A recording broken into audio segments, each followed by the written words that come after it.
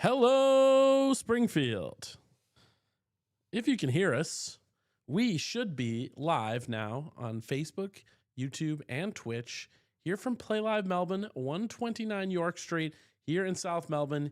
You got me, the one and only Josh Abity, one of the owners here at Playlive, in the booth with my partner in crime, Mr. Luke Martinelli. What is happening?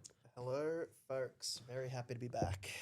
All right, let's start with the elephant in the room while we get everyone warmed up. I was warned about this, but Yeah, let's hear about this elephant then. So you're supposed to be pretty good at poker. That's what they say. They say Luke Martinelli. Rumor has it. Rumor has it, pretty good at poker. The Aussie Millions just happened. Mm-hmm. How come I had a deep run in the main event, and you, my swap, busted out uselessly immediately?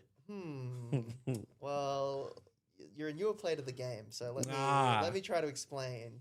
In tournament poker, there's this thing called variance, which means that sometimes, not as often, but more often than it should, it feels like the worst player goes deeper than the better player, and I think that's probably what ended up happening here. So you're saying there's 25 different variants of ways that I outperformed? Something like that. Yeah, something like that. Shout outs to Katie in the chat. Yeah. I did just get a haircut today, so you're looking good. They're appreciating. You did have a nice run in the main event, I will say, from a great Aussie Millions all around. You got the same place as you did. Was it 6 years ago? 8 years ago. 8 years ago, you came 34th. 33rd. 33rd. Yeah. And then 8 years later, you come 33rd again. And Poker News wrote a whole little blurb about it. How neat is that? I'm like, it's not that neat. You're like a very, very poor man's, what was that guy's name that FT twice? Oh, Martin Newhouse. Martin Newhouse. You're a very, very poor man's Martin Newhouse. Yeah. Because he very famously came 9th in the WSOP main event final table. I think he went back-to-back years, right? Yep. And then he tweeted at the start of the main event, he's like, if I come 9th this year, like, did he say something like, I'm quitting poker? Or like something like that? And he did come 9th again. Yep. It was... And I will say, I haven't seen him around in a long time. So that might have just tilted him out of the game. True to his word. And, or maybe just $2 million scores might have just sent him packing. But must be nice, huh? I heard he had almost all of himself in both. Yeah. Okay, yeah. He strikes me as the kind of guy that's a real bit of a lone wolf. So... doesn't surprise me one bit. We got to obviously give the key shout-outs in the Aussie Millions. Malcolm Trainer, the champion. Yep, a dominant FT performance, I would say. And very impressive. And of course, to him. Yeah, I mean, really, just first of all, to Malcolm, well-deserved. A great guy, easy to root for, nice and respectful. Handles the rise to fame very well and very maturely. Absolutely. So it's you always love when the young guys come up and crush it, and they, like you want it to be someone like Malcolm, right? That's like the ideal. Absolutely. And of course, the OG, second place, Dean Blatt.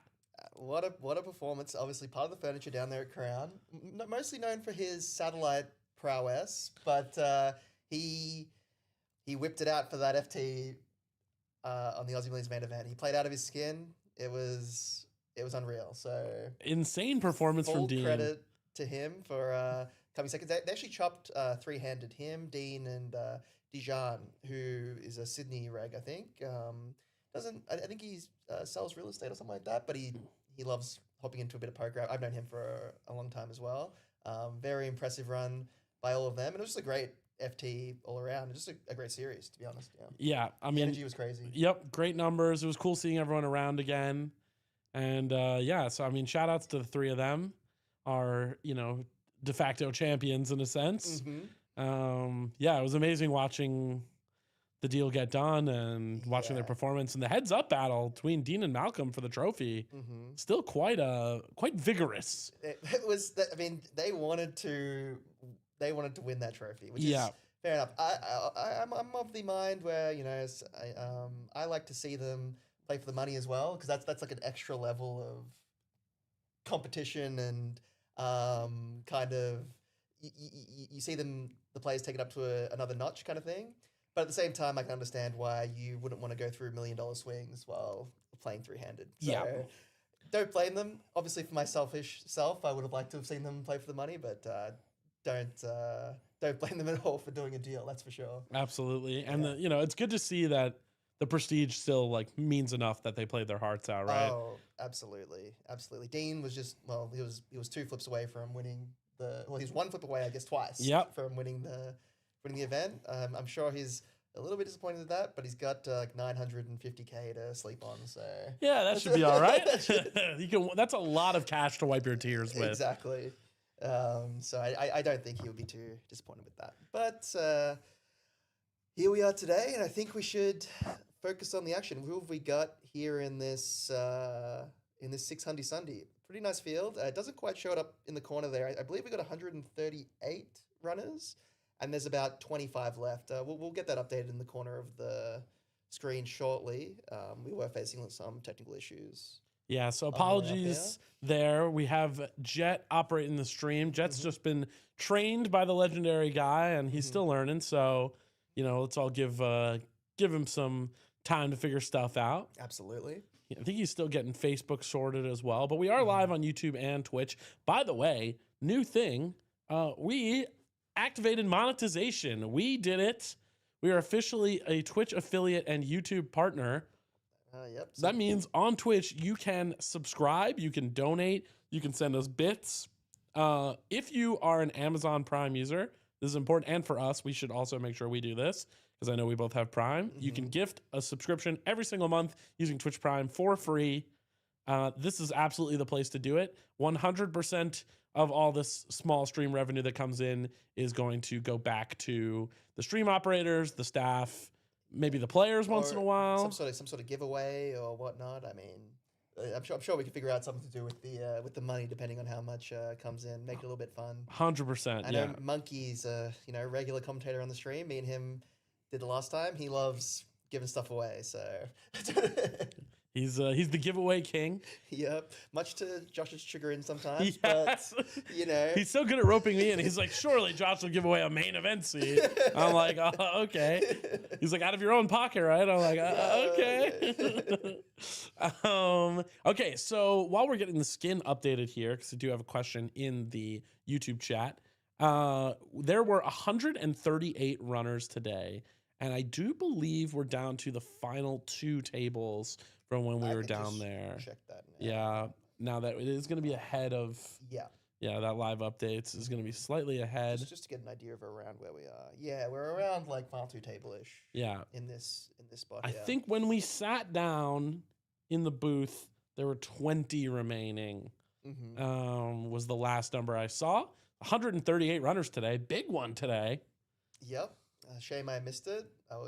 We were out for dinner, unfortunately, and getting ready for my trip to Vietnam. So didn't have the time to flick this one in, but I definitely would have if I was free. Quite a good one. For everyone who's wondering what we got going on, the numbers have been pumping lately, and it doesn't look like that's slowing down anytime soon. June 4th, we have our winter series coming up. It is our 2nd ever winter series, our 2nd anniversary, which is a crazy thing to say. That was kind of the one that started it all for us. That's really where this business first became legit, if you will. So it is kind of our secondary major series after the Melbourne Millions. The first time you felt it was real. Yeah. Like we were onto something. Wow. Very disciplined fold. The pocket 8s from Howe. I think from those positions, you kind of have to fold the 8s there, especially this close to the money. I assume we're pretty close to the money. What's the min cash? It was 17 paid. So they might be in the money even now. Yeah. That's something, it would be really good if we get that field updated just for that information, just to know exactly what stage of the tournament we're in, because that's going to affect how the players are approaching a lot of these hands. Maybe he made that fold because of the bubble, or maybe he made that fold because he was aware of the positions. It's hard to say.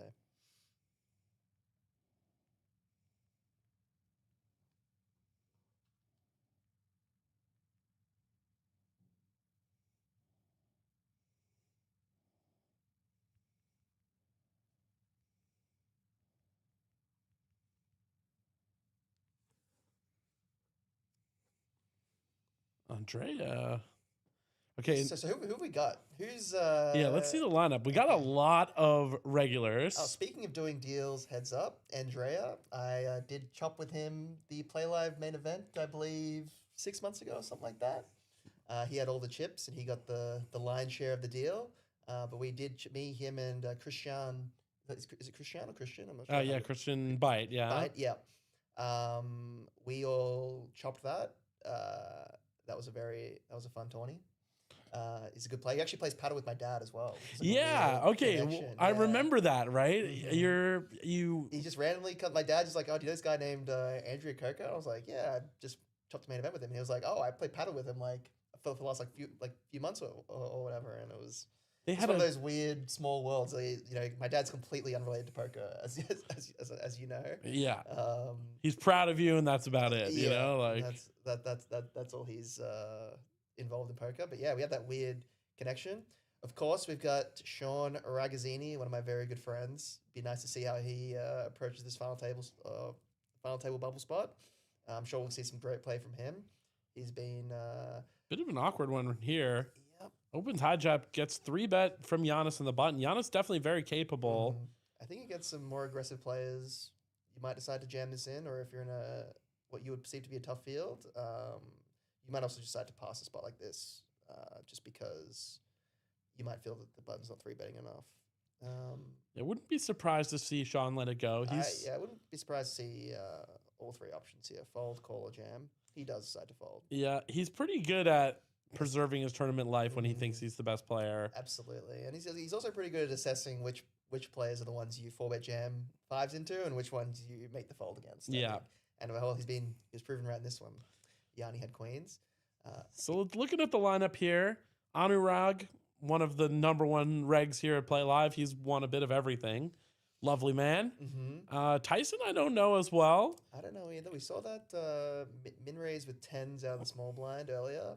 Be interesting to see how he approaches this final table or when we get to it. Yeah, and then we got Andrea Coco, obviously, Play Live regular. Sean, good friend of ours, Play Live regular. Nick Ye, Play Live regular. First guy to ever pull the Joker, in fact. Oh, really? Yeah, he pulled the very first one. That's a nice bit of lore. And it was for like $20K or something, too.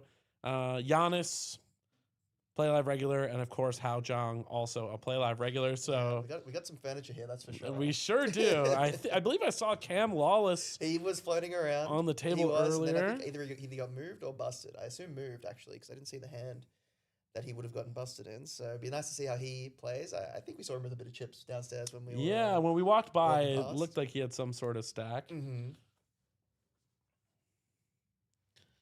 So we got just an open jam here from 7.5 bigs with pocket 10s. Seems like the only play really. Awkward one if you're Anurag. Ace 8, definitely strong enough. Would prefer if you're closing the action for sure. Absolutely. We did just see Mr. Coco flat pocket 9s off 10 bigs out of the small blind here, which most players would take as a jam there, which might make you think that he maybe is jamming a little bit too tight in this spot, which might lend towards folding ace 8 offsuit here. But he does decide to make the call, which I think is pretty reasonable. I'm not sure what I would have done in this situation, actually. It would have been based on the table flow and stuff like that and how I felt about the players. And King Jack suited has to now get out of the way, which would have been an easy snap call, funnily enough. So let's see if Andrea would have held against King Jack or vice versa, because with this like speculative call with by ace 8, but probably okay. Right now, 10s is holding against both, so no worries there. Some spades about, not much of a sweat. Gonna need an ace from space. That's it. And nice 10s just holding against everything. This is one of those funny equity things where 10s 70-30s ace 8, but flips with King Jack, but King Jack is behind ace 8. Yes, it's just one of those. It's like rock, paper, scissors, triangle trade. Yeah. That's one of the little funny quirks.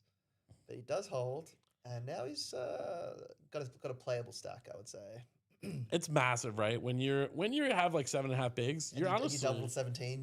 You're on top of the world. Yeah, you're like this is it. I won't be all in for I'm winning the tournament. Yeah, this is it. I'm the chip leader. No one's ever had this many chips ever. But when you go from like 60 bigs to 17 bigs, you're just like, oh my God, my life's over. Yeah. Like I punted it. Like I'm just going to be out next hand. Like, why did I think I could bluff? You know?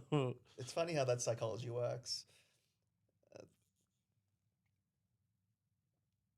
One of the important things about being a poker player is trying to play level no matter where your stacks come from or where it's going. So it's a tough skill. A couple moments in my main event run, as you know, when I was complaining to you via text. Yes. Where I was feeling really just like, God damn it, why can't I hold? But, you know, I actually physically took a lap once, which is not something I normally do because I don't like to miss hands, but it was such the right choice. Just like took a breather and... It's not so much the complaining anyways. It's more of like, does this affect my play more than anything? Because like, yes, you were having a little bit of a whinge, but I'd like to think that it didn't affect your play too much. Yeah. I was pretty honest. I was like, I'm playing fine. I'm just annoyed. I'm just annoyed, yeah.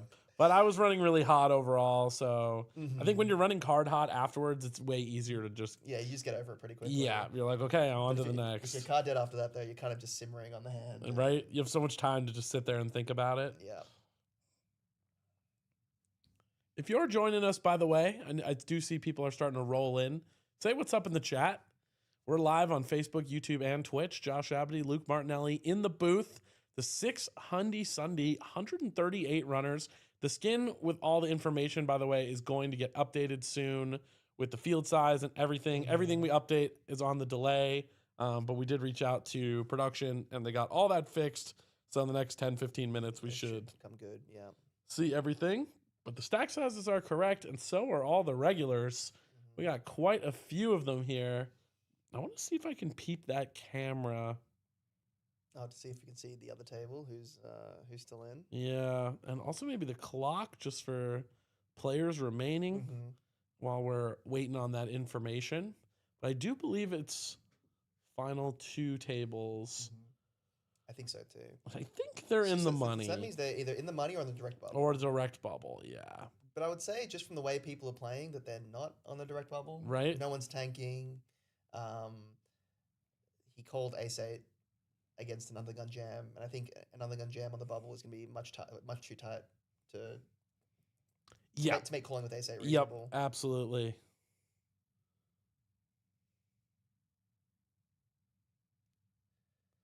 We got a Mr. Nick Mooney in the chat.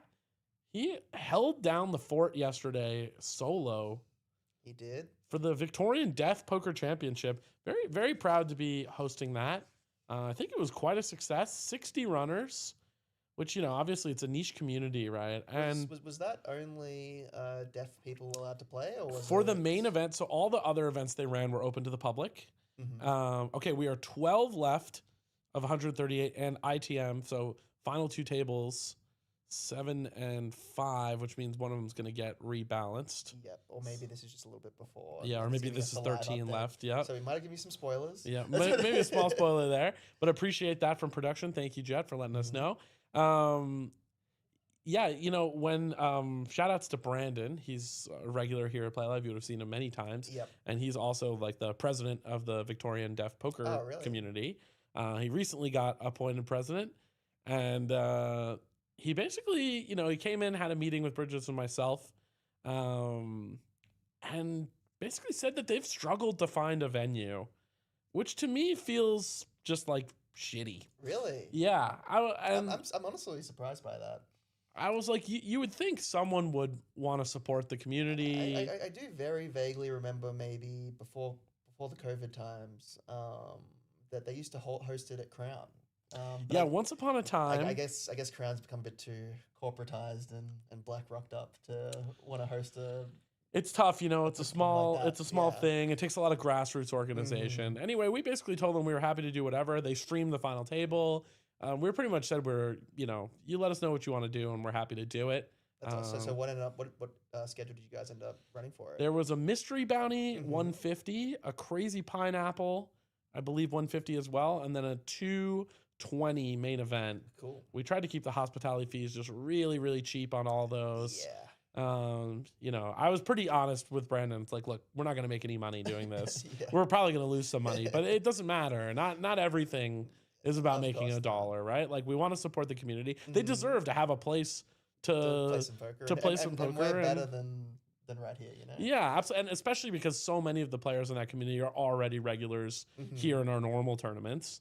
And we had a cool thing where they paid for an interpreter to come and train our dealers in Auslan. Oh, really? Yeah, so a bunch of the dealers now know some basic kind of poker sign language. Yeah, because I was actually just about to ask how the mechanics of a deaf poker tournament even works, because there's so much, auditory input.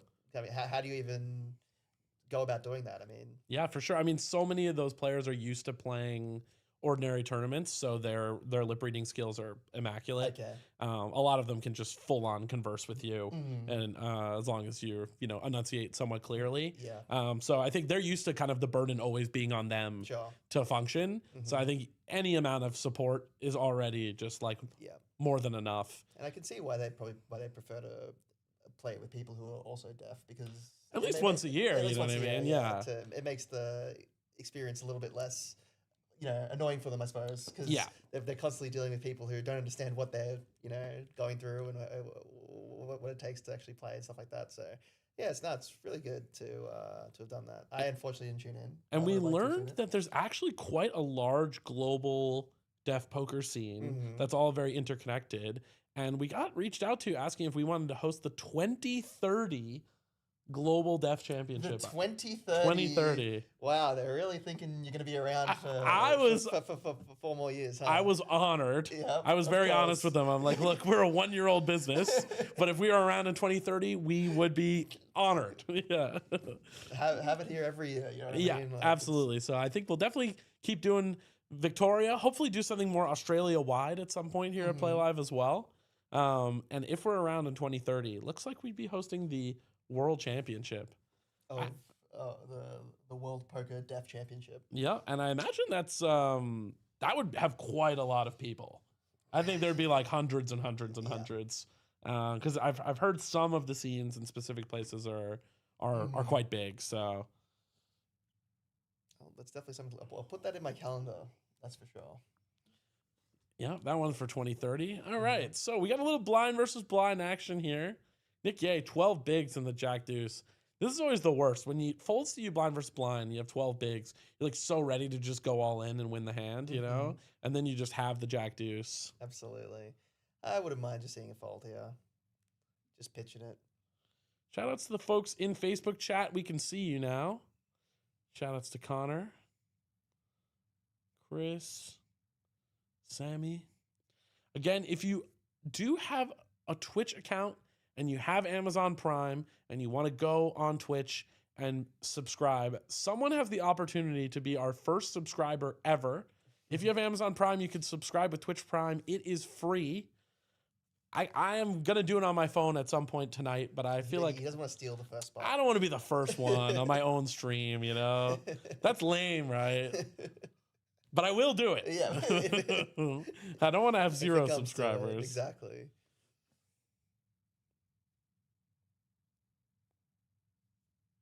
But yep, we're live. Facebook, YouTube, and Twitch. If you are just joining us, Playlive Melbourne here for the 6 Hundy Sundy, our weekly extravaganza. 138 runners today. 13 remaining currently, or 12 remaining now, excuse me. 12 remaining currently. So we are in the money. Playing for 20K up top. Pretty good off $600. Pretty decent chunk of change on a Sunday afternoon. That's for sure. I guess Sunday evening now, but yeah. What time did this tourney start? It started at 1:45, I believe. So it's not 1:45. Okay, so they've been playing for quite a while now, huh? Almost 9 hours. Definitely something that a lot of these players are used to. Long hours at the tournament table. And start stack was 60K, I presume. Yeah, 60, I believe, in honor of the 600 whole theme, we got going.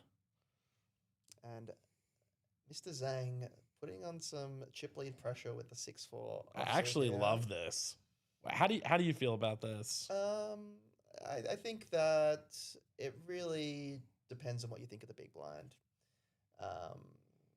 And if you think that the big blind's going to, not be three-betting enough, folding enough, all those kind of things, this is a perfectly fine hand to open. You can also just limp, and very often they're just going to check back because they don't want to mess too much with the big stack, and that's also a completely fine option. But if you want to put the pressure on, that's certainly fine. And on the ace high board, I'm going to expect to see how c-betting 100% of the time here. He really knows how to put people in tough spots, man. He is so unafraid. Absolutely. He's one of the more aggressive players. I'm sure anyone who's played with him can attest to that. And then this is just a terrible spot if you're on a rug. It's you have king already high. A hard spot. Yeah, you're in position. You have a club. You also have the king spade, which is very, very mildly relevant. He does decide to float here. You're going to find yourself in a lot of tricky turn spots with this float. You're basically hoping that your opponent is screwing around, goes one and done, and gives up, right? And you can either try to take your hand to showdown, or maybe even just make a small bluff and try to win the pot. Possibly one of the biggest prize pools of recent times. Yeah, I think this is the second or third biggest Hundy Sundy ever. And How does give up here, by the way. Yeah. Waves the white flag. I like this give up. You're out of position. Your hand you've got literally nothing going on. I mean, that's like you got the complete stone bottom of your range. I think not putting more money here is completely fine. You could potentially keep going, try to put pressure on a 9 or a deuce, but yeah, don't hate folding here at all. Oh, and the 8 on the river if you're on a rug is going to feel so good after it goes check on the turn. Yeah, I probably would have liked to have seen a bluff here just to fold out some of those king highs that have floated you on the flop. You obviously lose to every hand, so any fold is good for you if you have 6-4. He does decide to check and give up the pot. He was probably going to get looked up anyway, so it would have been a tough spot. It would have really depended on his river sizing. And I will say it does feel like Howe had a clear plan. He was going to just put the pressure on pre, fire the one bullet on the range favored board, and if it doesn't work, he's just going to stop, hang on to his chip lead. Yeah, and you can't really blame him for that one. Yeah, I mean, the open pre and the c-bet on the flop are going to get through such a large percent of the time. I definitely like his turn give up, and then I think on the river maybe you should try to pop a little bluff out there to just fold out those king queen king 10 with a spade type hands. Maybe even a hand like you lose to like queen 5 of clubs, for example, right? Which is a hand that would call the flop with a flush draw, check back because he might not necessarily want to get shoved on, and then would fold the river versus small bet. So I wouldn't have minded to see a bluff there with that particular combo. Peak hand analysis, says Guy. Thank you very much, Mr. Greenstein.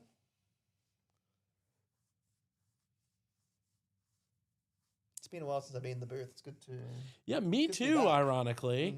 Am obligated to let people know, Winter Series, we were talking about it a little bit before, starting June 4th, going through the 23rd, so it's quite a long one.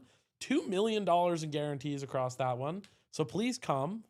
I don't want to go out of business, so come flyer, lots of bullets. No, I'm just kidding. We're actually thinking it's going to be quite a big series. If you are looking at playing a bit of everything in the series and you want a package, we do offer packages that come with free tickets or discounts on hospitality. You can even do discounted or free hotel stays, depending on what you're planning to play. If you want more information about stuff like that, 0428-475-867. That's Playlive VIP. Text or call. You'll get Scott or me or Bridges or Jose. Not Bridges. He's currently on vacation in Vietnam. No, you guys don't say vacation. Holiday. You're on holiday. Yeah. On, you're Aussie now. I know. Learn the idioms. Some things have changed for me, and some have not. Like I've started saying reckon quite a bit. Started saying takeaway. Last time I was back in the U.S., I said takeaway. I got some weird looks. Is that not a thing in the U.S.? Nah, just for here to go, bro. Okay. But before the series starts, I do want to let everyone know we have a very popular thing that we do for the week leading up to all of our series. It is our golden ticket mystery bounty. And we're running it Monday, Tuesday, Wednesday, Thursday, and Friday. So 5 flights of it. Day 2, Saturday. It's a $50K guarantee. And basically, here's how it works. It's a mystery bounty. All of the mystery bounties themselves are tickets to various events. You can use them for the upcoming series. You can use them for future series. You can really use them for anything you want of that buy-in level or higher. But generally, they're intended to get you a bunch of buy-ins into the upcoming series, into various events for cheaper. It's a $400 buy-in, 50K start stack, and it is a 50K guarantee. Couple special things. If you bag multiple times, number one, you pull your own mystery bounty. And I think that's one of the things I like most about that tournament. It makes it so much fun. Yep. If you can find 2 bags, you guaranteed get a bounty pull, and hopefully you pull the 5K. Suddenly you got a ticket into the 5K for cheap, right? Mm-hmm. Also tickets in the main, 3K, the 2K, all that good stuff. And also it is an accumulator structure, so your stacks will also compound. So generally the strategy in that, we try and design it so that you're actually incentivized to try and find multiple bags and pull a bunch of mystery bounties. Mm-hmm. We've had some crazy ones. I think it was Jen Penn pulled... The classic Jen Penn. I love telling this story. She bagged 4 out of 5 flights of one of these mystery bounties. Insane. Which is just... That's on her. Shout out to Jen Penn. I mean, she's just a beast. I mean, that's crazy. And got to pull 3 bounties on day 1 for it, I suppose. And one of them was the 5K. So she pulled the 5K off her own bounty? Off her own bounty. Wow. And then she pulled like 8 additional bounties or something by the end of the tournament. She just beasted that tournament. And I remember she like was joking with me. She was like, "Oh, I play the whole series for free." Yeah. And I was like, "Yeah." And when you win 11 bounties, that happens. That is exactly what happens. You get a free roll series. Yep. So shout out to Jen Penn. I'm sure we'll see her in that mystery bounty. She'll try to go 5 for 5 maybe. If anyone could do it, her or maybe Theo. Theo obviously has some insane streak histories here at Play Live. The OG himself won 2 600 Sundays in a row and then didn't win 1 week, but did make the final table and then won again. Wow. So he won 3 out of 4 and all 4 were FTs. Not bad. I mean, that's insane. Shame we're not seeing him today, to be honest. Yeah, I did actually see him on the rail earlier. I think he's playing the Joker right now. Yeah. So I think he might have busted. Yeah, doesn't tide well for his prospects in this tournament. Indeed, okay. No.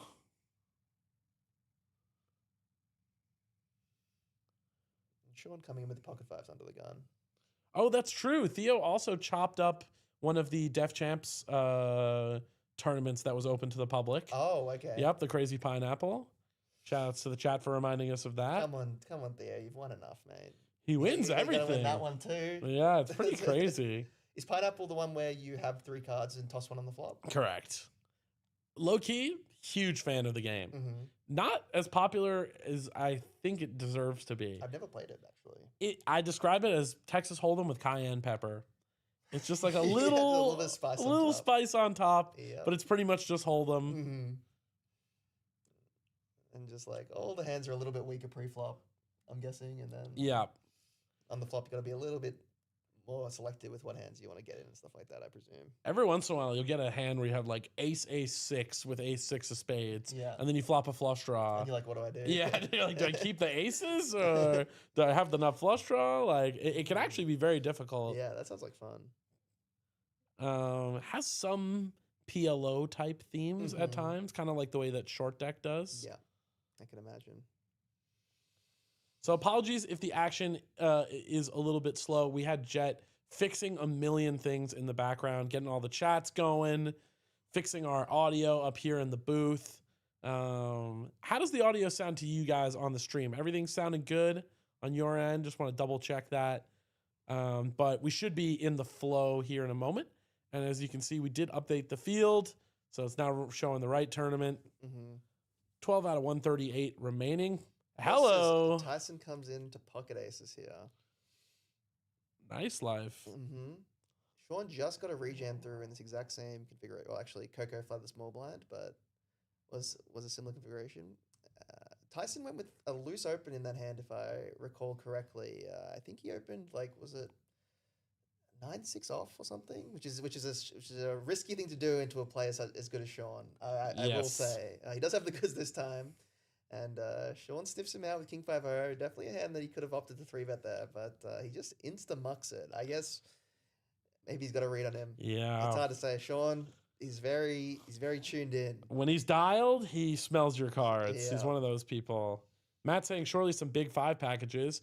Yeah, I imagine there will be. We have morphed it a little bit. So this series, we have changed the mini main. So the main 1500, that's the same. The mini main was always 600. Now, typically, mini mains are often half the buy-in of the main. So we're like, oh, the mini main should be a 750. And we had the 1150 mystery bounty, and that tournament was never quite as popular as we had hoped. So I was like, why don't we just do a 750 mini main, but also keep the 600 like we had with the mini main and make a super 600. So we're doing a 600 Sunday type structure, but with like a bunch of day one flights. Oh, so there's basically going to be 2 mini mains now, plus the main event. I think that those fields are going to be enormous. Historically, those are like our biggest fields. And then, of course, we have the main event. And for the very first time ever, we are running a flight of the Melbourne Millions main event for 2027 Melbourne Millions. To 2,500? Yep. It's a 2.5K buy-in this year. So up in the ante a little bit. And here's the way that's going to work. Day 1 and day 2 will be during the series in winter. And if you make it through the end of day 2, you'll be in the money. We will pay you your min cash immediately so that you're not just like sitting around waiting for $5,000. And then you'll come back and play day 3 onward in January. And we're going to be running 2 beers on the way. Shout outs to production. I think Jet's after a raise. And he's just earned it. And he might be getting it. And so, yeah, we're going to have a flight during our winter series. And then our friends over in Sydney are going to be running a flight on our behalf, kind of like what we did for APO later in the year. So shout outs to them. Earlier in the year. Super fun time at APO, by the way. Shout outs to them. Great series. And then we'll have a flight there, and then we'll have another flight in one of our other series later in the year, and then the actual flights in January. So kind of borrowing a page from the APL Millions, shout outs to them, where they're kind of running satellites and flights throughout the year. And we have a new satellite as well that we've now run twice, the 4 of a kind, where it's a 7K package. It's 3 1,500 tickets and a Melbourne Millions 2.5K ticket. And so those 1,500s, you can use them for various main events. Yep. You can use them for a 1,500 6 max. You can smash 2 together and use it for a 3K, or you can use them for 2K, 5K, it's pretty whatever. flexible here when it comes to that stuff. So. Yeah. Try and keep it open. Yeah, that sounds like a pretty... Unfortunately, I won't be here for the first half of it. I'll be in Vietnam and Japan. But I will be here for the last half. So I will be able to play that 2.5K flight. All the big stuff. Hopefully I can bag a nice stack for myself for the main event as well. Definitely looking forward to that. Nothing too crazy. A lot of big blinds waking up pretty card dead, so... Tyson card racking a little bit. Making a few opens and getting it through. Yeah, and honestly, when you're in that upper middle of the pack spot, it feels great to chip up a bit, right? Especially when you've got a big stack on your table, like Hao Zhang, who's going to be putting the pressure on, having a bit of a buffer where you can make some opens and fold potentially, or just, you can play a little bit and you're not going to get completely ruined by the huge stack. Got Cash Bandicoot in the chat. Shout outs to the boys in Maryland. What's good?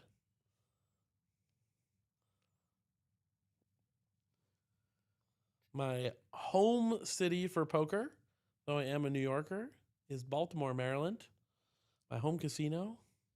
The boys from the Smash scene introducing me, teaching me. Many a day of 1-2 played at that casino, I'm presuming? Yes. Was it 1-2 or 1-3? 1-3. Which was nice because I ran really good. So those extra dollars. Got an extra 1.5x on top. I'll tell you, the first time I won like 1K playing 1-3 in college, I could not believe it. I was like, oh, well, I have unlimited money now. You know, I could get 50 to 70 Chipotle bowls depending on what I put in them for this price. You know, actually, no, at the time it would have been more. Yeah. That's me using my modern inflation numbers in my head. That would have been 80, 90 Chipotle bowls, you know?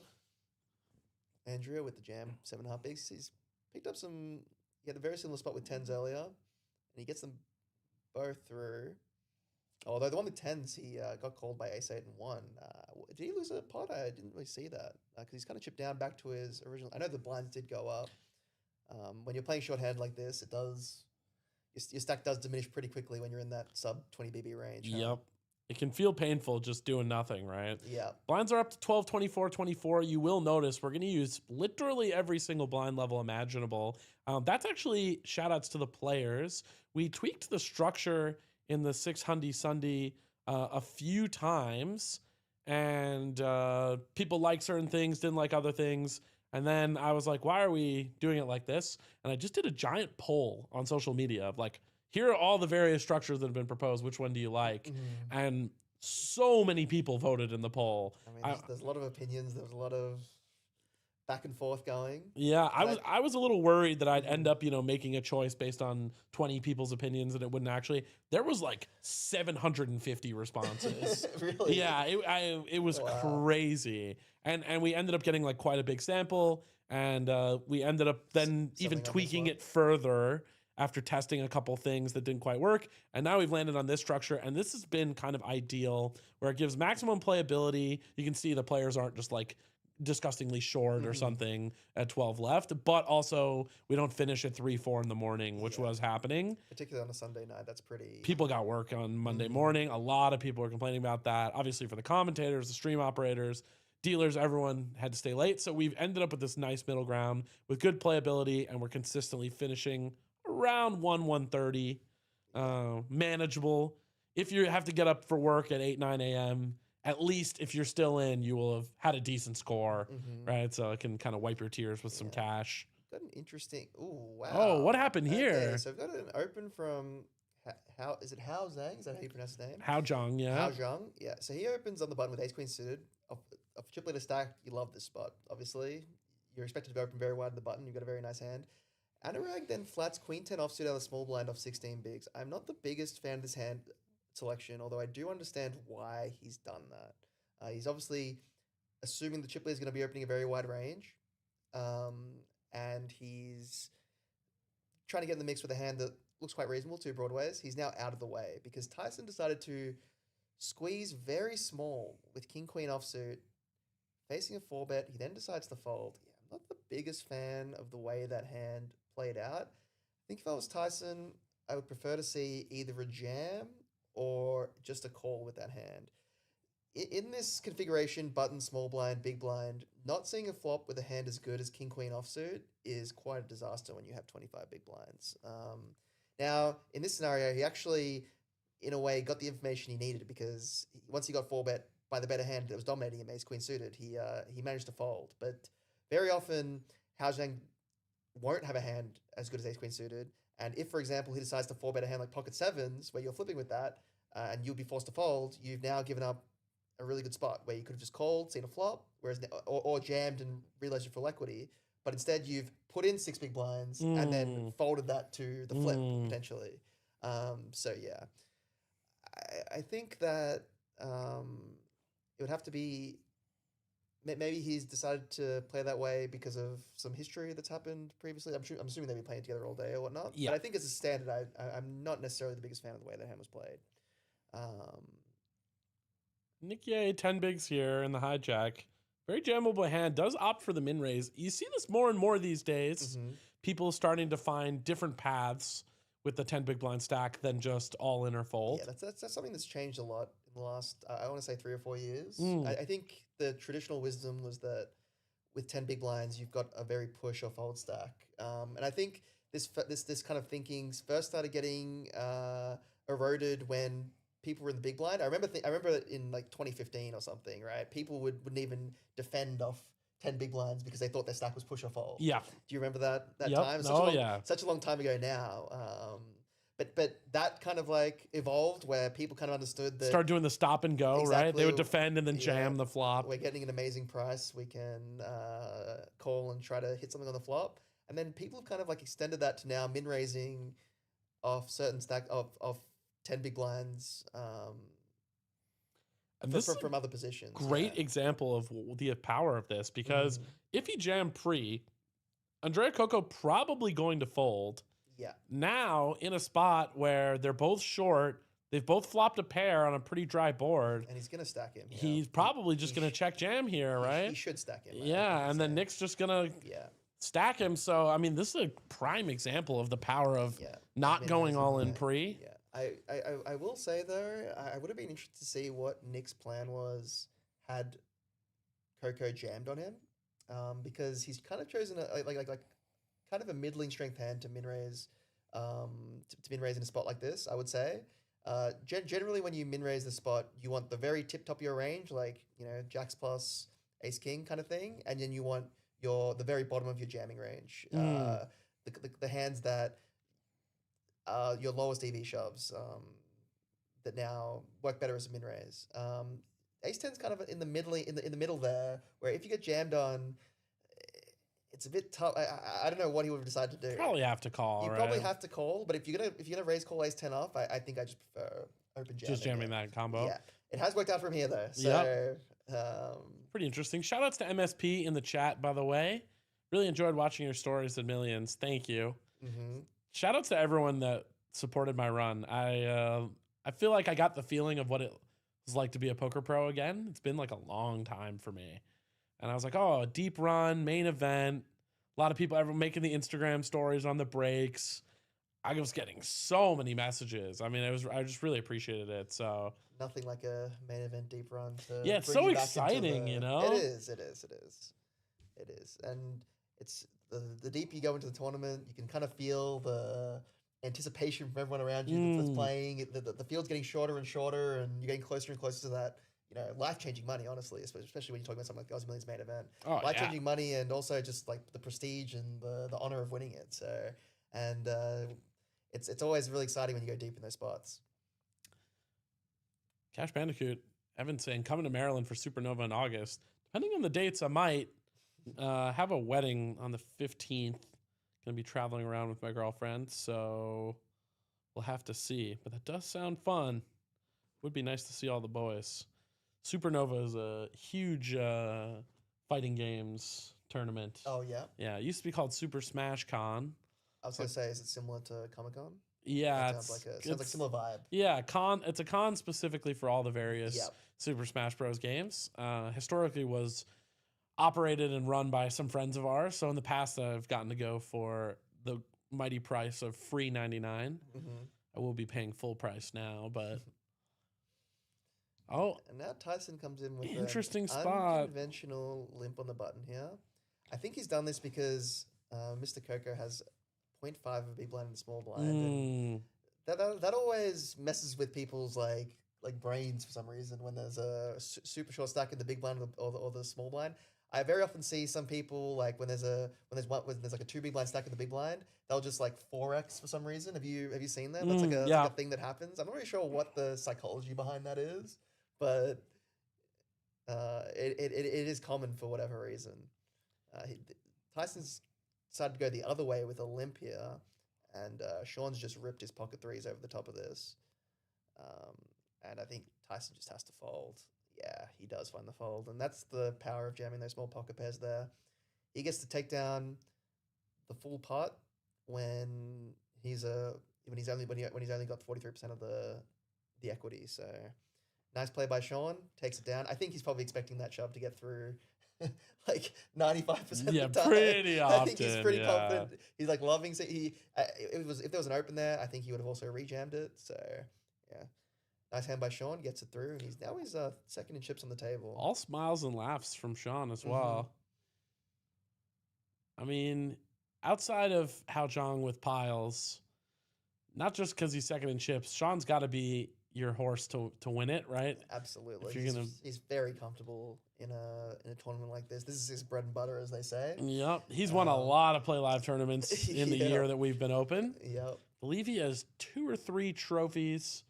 And I think more actually, 3 or 4 spades, and then also a number of wins in this tournament and other tournaments throughout the week. So he also had quite the sick Aussie Millions, I'll say, in terms of the amount of satellite seats that he won.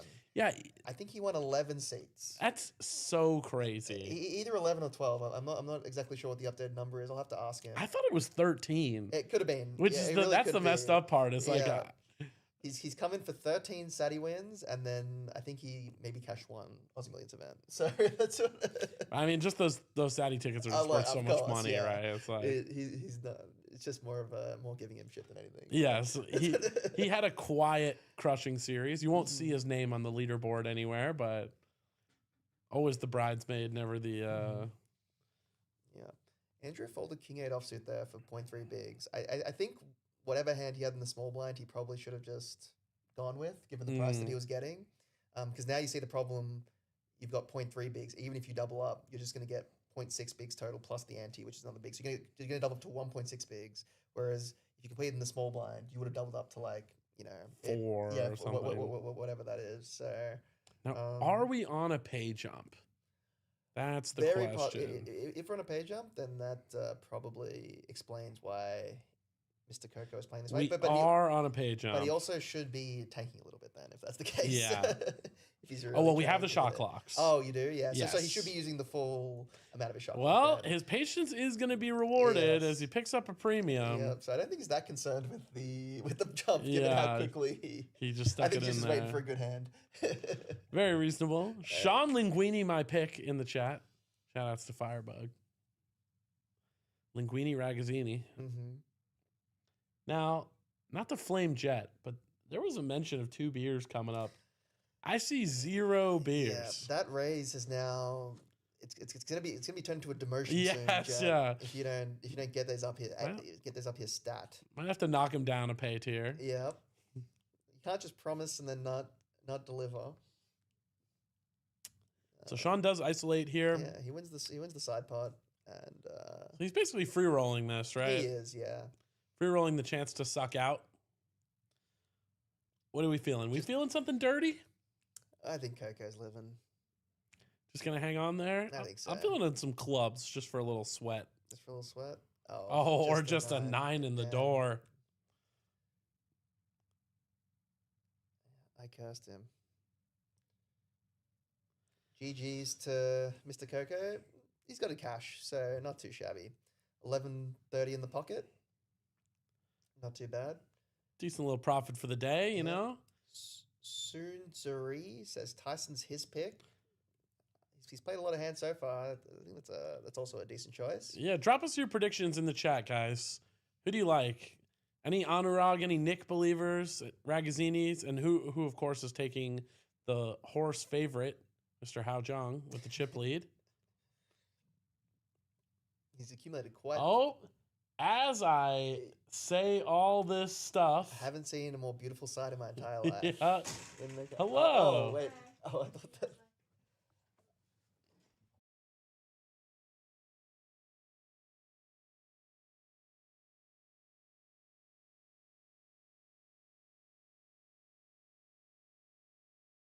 It seemed I gave Jet crap a bit too soon. Yeah, we moaned it in. Yeah, as they say. Are you a believer that works? I think it works. I'm a believer that it annoys me when people moan. So I swear, every time I whinge, I'm just like, oh my God, I always lose these flips, and you just river the 2 outer. Yeah. You know, you got like the 10s versus the ace jack, and it's just jack in the window. You're like, oh my God. 10 on the, like, every time. If I complain, but it has to be from the pit of your soul. You have to really believe that you're going to lose it. Yeah, you have to be upset, you know? What's going on here? Sean's coming with the open. 8-4 offsuit. I think Nick just was doing a bit of Hollywood. Yeah, just a little bit there. Mm-hmm.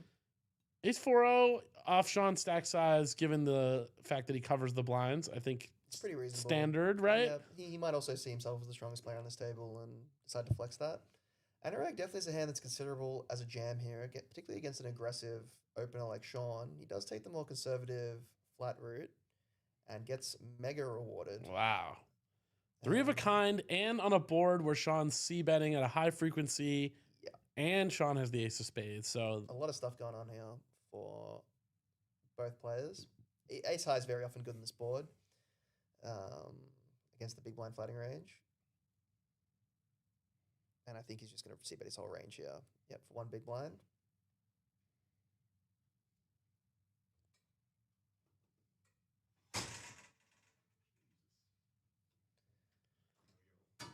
And Anurag just decides to set the trap here. Turns a brick. And expect this to go check pretty often. But Sean does have a candidate where he could try and barrel it off. Yeah, unfortunately, when your opponent check calls you here, very often they have a king or a 5 just because of the dry nature of the board. But there are some flush draws that Sean's ahead of. Maybe some queen, jack exploits, stuff like that. A nice check back, though. I do like that. Oh, my God. Just a daily dose of quads. Quads. Very interested to see what sizing he decides to go here, if any. Obviously, the common wisdom is when you have quads, try to set the trap and get your opponent to pull money in because you got the board so locked. But on this configuration, if you're Anurag, you're just thinking Sean has ace high a lot. Very often, yeah. And ace high is probably going to pay you, right, on the 3-king board. Yeah, he does just shove. Opts for the all-in. Yeah. He's gone for the greedy sizing.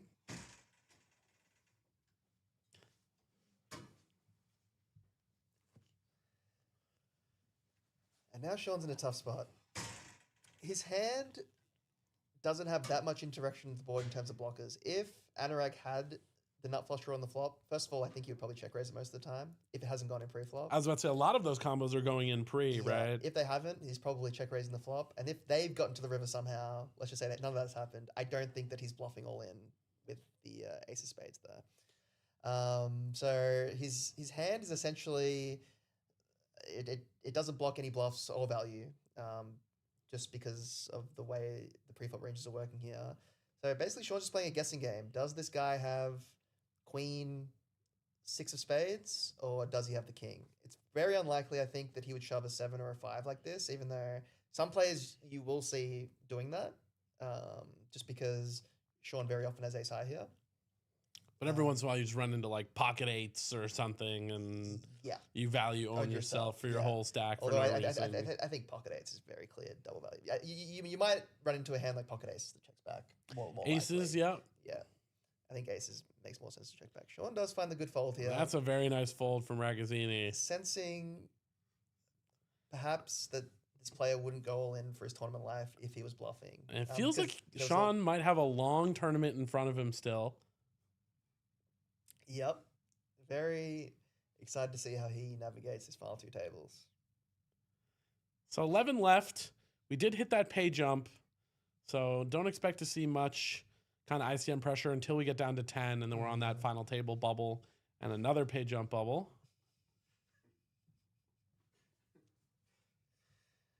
Yeah. In a smaller field tournament, very often when I've commentated these spots on the final table bubble, it's been of a big field, like 600-700 person thing. We're making the final table there's a huge pay jump that it goes with it, and obviously tell your friends that you made the final table, which is a big deal for a lot of people. So there's a lot of pressure for that. Here it's probably a little bit more relaxed, just because the min cash and the final table jump are quite close to one another. So the players might not necessarily feel that making the final table is that big of a step up relative to like a huge field tournament. But some still might be playing just a little bit on the tighter side, just to guarantee they make that final table, get to that 9-handed configuration where they're not paying the antes every. Yeah, I was about to say there can be some strategic reasons for that, right? Where you're like, oh, my seat kind of sucks. Like if you're Anurag, for example, you're like sandwiched between 2 people that cover you. You can get the redraw 9-handed where you can take your time a little bit more. Yeah. So before we saw Anurag blind v blind raise 8-4 offsuit into Tyson. Here he's going with Queen 9 offsuit. Much more reasonable hand. I think that 8-4 offsuit was a little bit mad with power, I want to say. Yeah. You want to be very careful.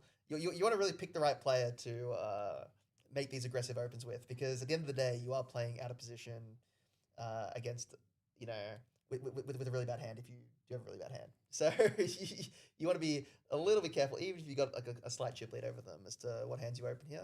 That's a pretty nice flop if you're Anurag. He has outflopped the Queen Jack here, which is nice. I think he's just bet the flop, and Tyson will most likely fold.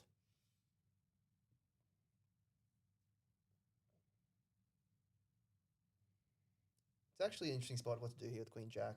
I think he will just fold.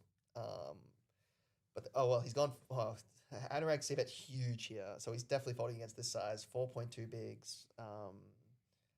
At this stage of the tournament, big sizing here. Yeah, I like this for the reason that Tyson doesn't have any ace-x preflop. So in Anurag's mind, he's actually got essentially the nuts. Top, basically, right? Or top pair second nut kicker,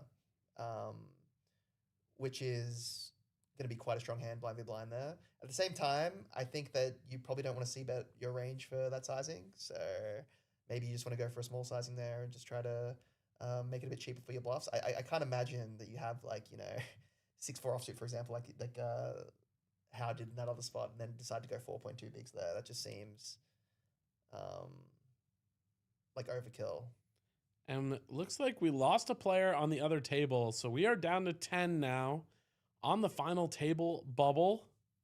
So we'll see who's going to be our 10th place finisher and who's going to make the FT and catch that pay jump. MSP saying, hoping to see you all in Melbourne for game finally real soon. Hope to see you too. I know you weren't feeling well lately. I was sweating that on the socials. Hope you're feeling better. Sending love. Oh, and look at this. Hao Zhang opening the ace-9. Sean with the king-9 suited in the big blind. 20 bigs. Could do a lot of different things here. Absolutely. I think there's definitely arguments for both. I think the standard play here is probably to flat. Now, do you utilize any 3-bets that are not all-ins off a 20 big blind stack? Absolutely, but not with this hand. Yeah. This hand, king-9 suited, is a disaster to 3-bet fold. Obviously, it's a disaster to 3-bet call. So I think when you've got these hands that have really nice probability, you either want to play them as a call or a jam. He does decide to go for the rejam here. Maybe sensing that Hao Zhang is opening a little bit too loose as chip leader. And this is a tough spot if you're Hao. If he calls, he's in the absolute dream scenario. Has the ace of hearts dominating the king-9 with the ace-9. I mean, this is not a fun spot, though. I suspect that his hand is supposed to fold here. But Sean has taken a looser rejam, and maybe Hao's are going to sniff that out and decide to make the call. It's very close spot here. Tough hand. This is a prime example of the value of jamming, right? This is a hand that has you dominated. And if you manage to fold out a hand like this, then that's fantastic. Then your jam's really, really good, right? Other similar hands like King 10-0, King Jack-0, they're definitely going to fold to this jam. And look, he actually gets look at that. Gets the better hand to fold there, the dominating hand. That's the power of those rejams in spots like that. It's really nice pick up there by Sean. Absolute masterclass play from Ragazzini. What we've come to expect. Obviously sensed that he was dominated there, so he's just like, I'm going to just take it down pre-flop so there's no chance of a cooler flop. You ain't getting me, Hao, is what Sean just said there. We have a Jiao in the chat, in the YouTube chat. So Jiao in Mandarin literally means to add oil, but it is the sort of generic rah, go team. Okay. Like, if you ever want to cheer someone on in any capacity in Chinese, that's generally how it's done. Say it again, one more time. Jiao. And it literally means to add more oil. Sure. And basically keep the fire going, you know what I mean? Keep it cooking. So, always been one of my favorite expressions. Had it yelled at me a lot when I was in Shanghai. We would play a lot of pickup basketball. Oh, sure. And I'm not much of a baller, but I can shoot. I shoot pretty well. And my college roommate, as you know, is an enormous football player. So they would generally have to double team him to cover him. And then he would just throw it out to me. And everyone on my team would yell Jiao, and I would shoot threes. And on the days where my threes went in, we won every time. I knew my place, Sometimes you don't have to be the best. You just got to support the squad. Dale McMurray, 9 players left. Let's get going. Please, no spoilers in the chat. We are in a half an hour delay.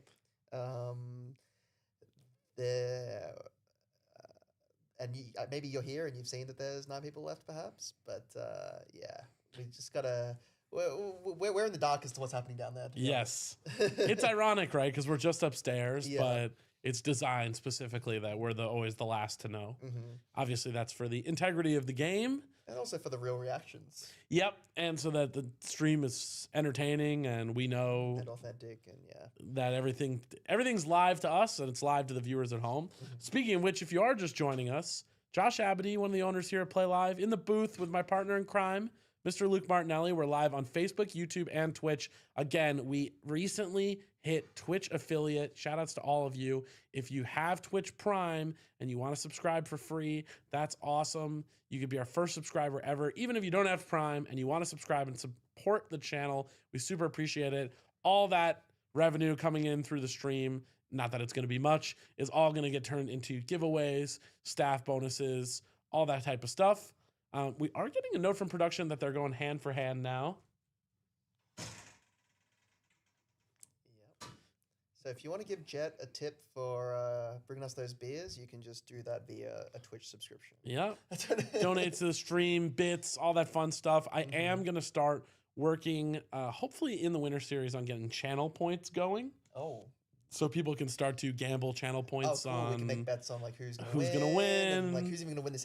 Is it quick enough where we could do it like there's a flip going? Yep. You can do it on live hands. Shit, that's gonna be fun. It's gonna be a great time. So we'll get all that sorted as we grow up and become proper streamers. And a weird spot here for Sean. Does just opt for the jam. Yep, and this is another one of these nice rejams here where, as you see, he's going to get the better hand to fold. I can't imagine that Anurag is going to raise call ace-9-0 from these positions here. And you're really seeing the power of playing aggressively pre-flop here. It's a little bit of an annoying spot to jam, he does call. Oh, he does find the call. Okay. To be fair, he's a fair bit shorter than Sean is. He is. He's 16 effective or 18 effective. I wouldn't recommend raise calling 18 bigs at home against your average player, that's for sure. With the ace-9, yeah. Yeah, but maybe he's just had enough of Sean. Sean's obviously a very aggressive player pre-flop. Let's see what happens here. Still got really nice equity. As you can see, even though he's being called here by what's ostensibly a better hand, he still has 43% or 42% to win. Feels like King-Jack wins here more than it should. And just an ace in the window. Probably not on that board, though. Oh, picks up some hope on the turn. King or a jack will do it. Oh, my goodness gracious. And runner, 2 pair. He's done it the dirty way. Ragazzini eliminates Anurag, and that is going to take us on a 15-minute break. What a way to enter the break, huh? Unbelievable, and that is such a dangerous player. Into the chip lead. 1.4 million for Sean Ragazzini. We are going on a 15-minute break as they get settled, and don't go anywhere because we're coming back for final table action here at Play Live Melbourne. See you soon.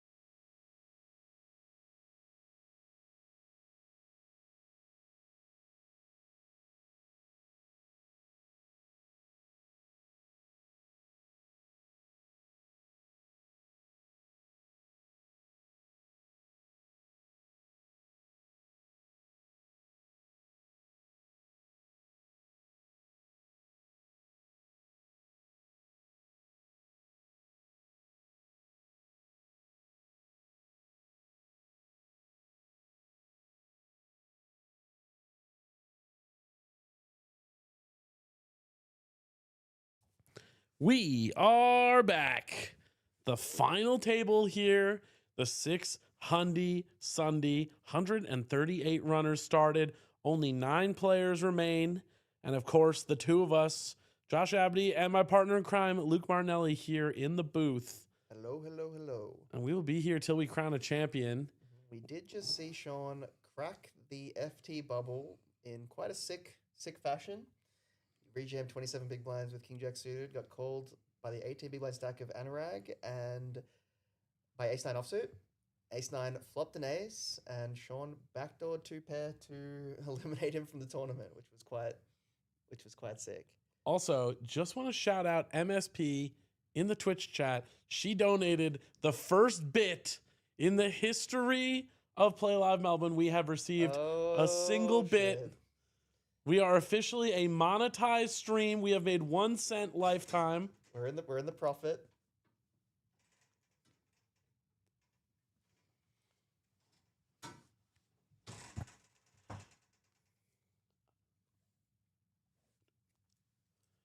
So we have officially made 1 cent streaming, and only costs like $80 an hour to do it. Look at this. That is not my salary, by the way, folks. Yeah. And wow. First hand. Nick Yay. Straight into Tyson. Whoever had Tyson in the chat before. Yeah, I do believe we had a couple of Tyson predictors. He's in a pretty nice spot right now. Just gets aces versus jacks right off the rip. Yeah, not much Nick could do here. Seems like a pretty easy jam. With 9 big blinds. With pocket jacks. Maybe one of those ones you might throw into the min raise every now and again if you have a min raising range of this stack size.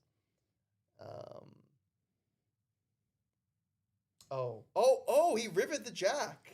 Oh my God. Oh, sorry about that. There's a bit of lag with the board and the run out and stuff like that. But looks like Tyson got riveted and Nick's found the full double there. Damn. Manda, when you come down, your hat is on me. So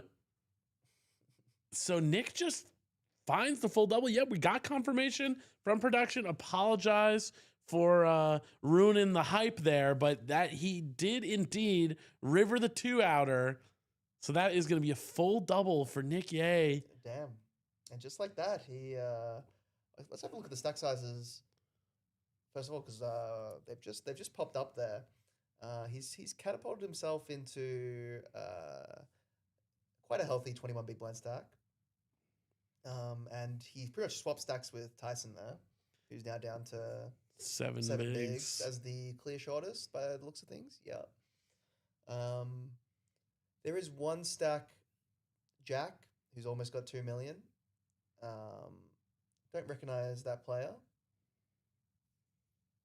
And who else we got here? JK. Not quite sure who that is. Yeah, some new faces. Yeah. And the new faces seem to have piles. Unfortunately, it looks like Cam busted on the other table. It was unfortunate. Yeah, I did have a message from him.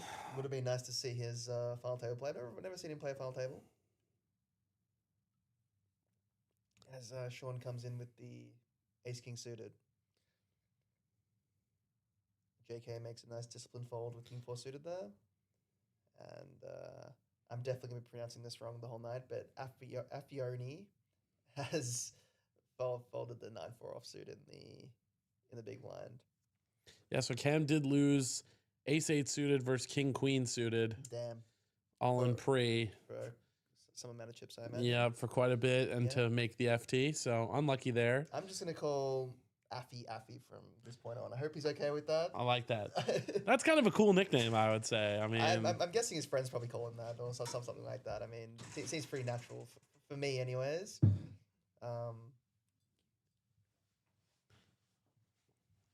So GG's in the chat for Cam Lawless, friend of the stream. He messaged me. He said, "Nice needle, Luke." Well, hold with your freaking ace-8 off then, mate. And I won't be there to needle you. So it looks like Sean did get that one through. He did. Oh, MSP making it rain bits. Oh, 72 bits. Let's go. Let's We're go. almost there at our first $1. I have to crazy. say, I always dreamed of this day where I'd make almost $1 streaming on Twitch. And we're almost there. Told you I'd make it, Mom. We're just 30 bits off. Sean getting another nice one through here. And this, I would say, is on the greedy side, but makes sense given that he is, secondary chip leader. I think Jack had folded. And Jack had folded, so he was the effective chip leader of the table when it came around to him. So do expect him to see some quite aggressive opens. I'm here to make dreams come true. Again, if you are just joining us, Facebook, YouTube, and Twitch, we're live on all three. Josh Abney, Luke Martinelli, the final table of the 6 Hundy Sundy here at Playlive Melbourne, 129 York Street in South Melbourne. If you have not come down, you're in luck because we have our winter series coming up June 4th. That is our second biggest series of the year. So great time to come down if you've never been before. Seen a lot of new faces lately, actually. So shout outs to everyone there. Want to send a lot of love to people on social media as well. Cracked 3,000 followers on Instagram. I believe we're at over 5K on Facebook. So shout outs to you. If you want to follow along, get updates from us. We have many forms of updating. So come give us a follow somewhere. Appreciate you all. Appreciate you guys all being here in the stream with us. We are going to be with you until we have ourselves a champion. Absolutely. And Nick putting these newfound chips that was fortunate enough to get to work with the A6 of diamonds. And Yanni making a defend with 8-4 offsuit. Covering Nick by this much strikes me as the very border of a reasonable defend here. Possibly bordering into not reasonable, but I think it is on the border of reasonable there. And he does check. He's got some backdoors here, but not much to write home about. Nick just probably c-betting a large portion of his range here in this early position versus big blind, and he'll take it down. Yeah, this is just going to let it go. Shout out to Travis in the Twitch chat. Saying Jeff Bezos going to have us on his jet in no time. Yes, please. Give us those Bezos bucks. Yep. Thank you very much. The Bezos bits and the Bezos buckies. Okay, now some food was delivered to us. What do we got here? Maybe send that curiosity box my way. Ooh, what are we working with? Looks like chicken and rice situation. Yeah, maybe tuna and rice. I don't know. Looks good. It's coming home with us. That's for sure. Some of it's going to get eaten now, but some of it's coming straight home. So with 9 left, the stack distributions on this final table are very interesting. Not a lot of middling stacks. Yeah. Right? You've got the people who are the chip leaders. That would be Sean, Hal, and JK, right? And Jack. Jack, and sorry. Jack, yes. Oh, yeah, JK as well. For our mid stacks, we do just pretty much have JK and Nick, and then we've got on the shorter side Tyson, who got very unlucky with aces in the very first set. Not the ideal way to start your final table, that's for sure. For real. Yeah, if you're feeling good, you made the final table, you look down at pocket aces, you think, And you get it all in pre. You got a jam sitting in front of you. It's like, how good am I running? You're laughing, and then that brutal jack on the river just punished him. Sean opening ace-8 suited under the gun. Nick making quite the prudent fold there with queen jack suited. I think if you did want to VP that hand, a 3-bet would be in order. I don't like cold calling there too much from this position. But he does decide to fold, which I think is also a perfectly reasonable play. Might look a little bit tight to some people there, but definitely reasonable in a final table like this, especially against one of the better players on the final table. So you're essentially advocating for a 3-bet and then a fold if you get 4-bet jammed on. I think from those positions, queen jack suited would just be a 3-bet bluff there. Yeah, I was about to say using the candidate as a bluff with good playability for when you get called. Absolutely, yeah. Against someone who covers you like that. The reason why I don't like fighting there is just because there's so many players to act behind, and your hand's dominated by a lot of Sean's offsuit opening range there as well. So Sean opening the ace-8 of diamonds, flopping middle pair, How here flopping the second nut flush draw, and Jack flopping an open ender. I expect all the players here to play their hands relatively passively, given that they're all got a lot of chips, and they don't necessarily want to get into a huge confrontation right here. Even Jack, who covers these other two players, Yeah, he does check this back here, which I like a lot, actually, because this is just the kind of hand that you don't want to get check raised with. And Jin for Hao Zhang. He just spikes the flush here. And now it's dangerous for particularly Jack, I think, because he's going to get to a river here in most scenarios. And if that Jack or 6 roll off, he's definitely getting to the river now, I would imagine. Hao's gone with a very, very small bet here. Awkward one for Sean, stuck in the middle. I think for this sizing, you just have to flick this in. You might have the best hand. There's some possibilities of bluffing 4 spades. And for this sizing, Hao could even be betting a worse 8. So I think 8 with the nut kicker is definitely on the victory. And a nice very impressive fold there by Jack. Noting that on a board pair flush completer like this, and he would have actually rivered a straight and lost a huge pot, right? Money there. That's a very mature fold, I would say, from Jack there on the button. Particularly as chip leader, it's very easy to just want to flick in that 1.3 bigs. You get an amazing price. How does play this a little bit tricky. Does decide to check back here, possibly trying to get some value out of a hand like Ace King with the Ace of Spades as a bluff potentially. King Jack with the Jack of Spades, maybe a hand like that just because he bet so small in the turn. But unfortunately, he wasn't getting much more money out of. Yeah, the only thing that was going to work was going to be a small bet. A very, very small bet. And I think, in theory, that's probably not something he was considering very often, right? Mm-hmm. So, yeah. Love that fold from Jack there with the board pair and the flush completed on the turn. Once it's gone bet call. I think if it was heads up, you have a very easy call in position there on the button. And I mean, there's even an argument for calling on the button there. First, that sizing exactly, because you might expect Sean to c-bet a lot of his flush draws, such full houses on the flop. You might expect Hao to bet bigger on the turn with a full house or a flop flush. But recognizing that, you know, even if your open ender is good, you don't have the usual 8 outs that you've got. You will only have 6 because obviously a flush completer is terrible for your hand, right? Even if you do hit the straight. The 4th spade's always going to be a disaster, right? Even if your hand is potentially good. The only real argument for calling there is just the amazing price that you're getting in position on the flop there. You know, just calling 1.3 bigs to complete the action, see a river. But sometimes that river comes, and even if it's the clean one, you still lose money, which is some reverse implied odds there, which is a bit of a more complicated concept, but one that's very important for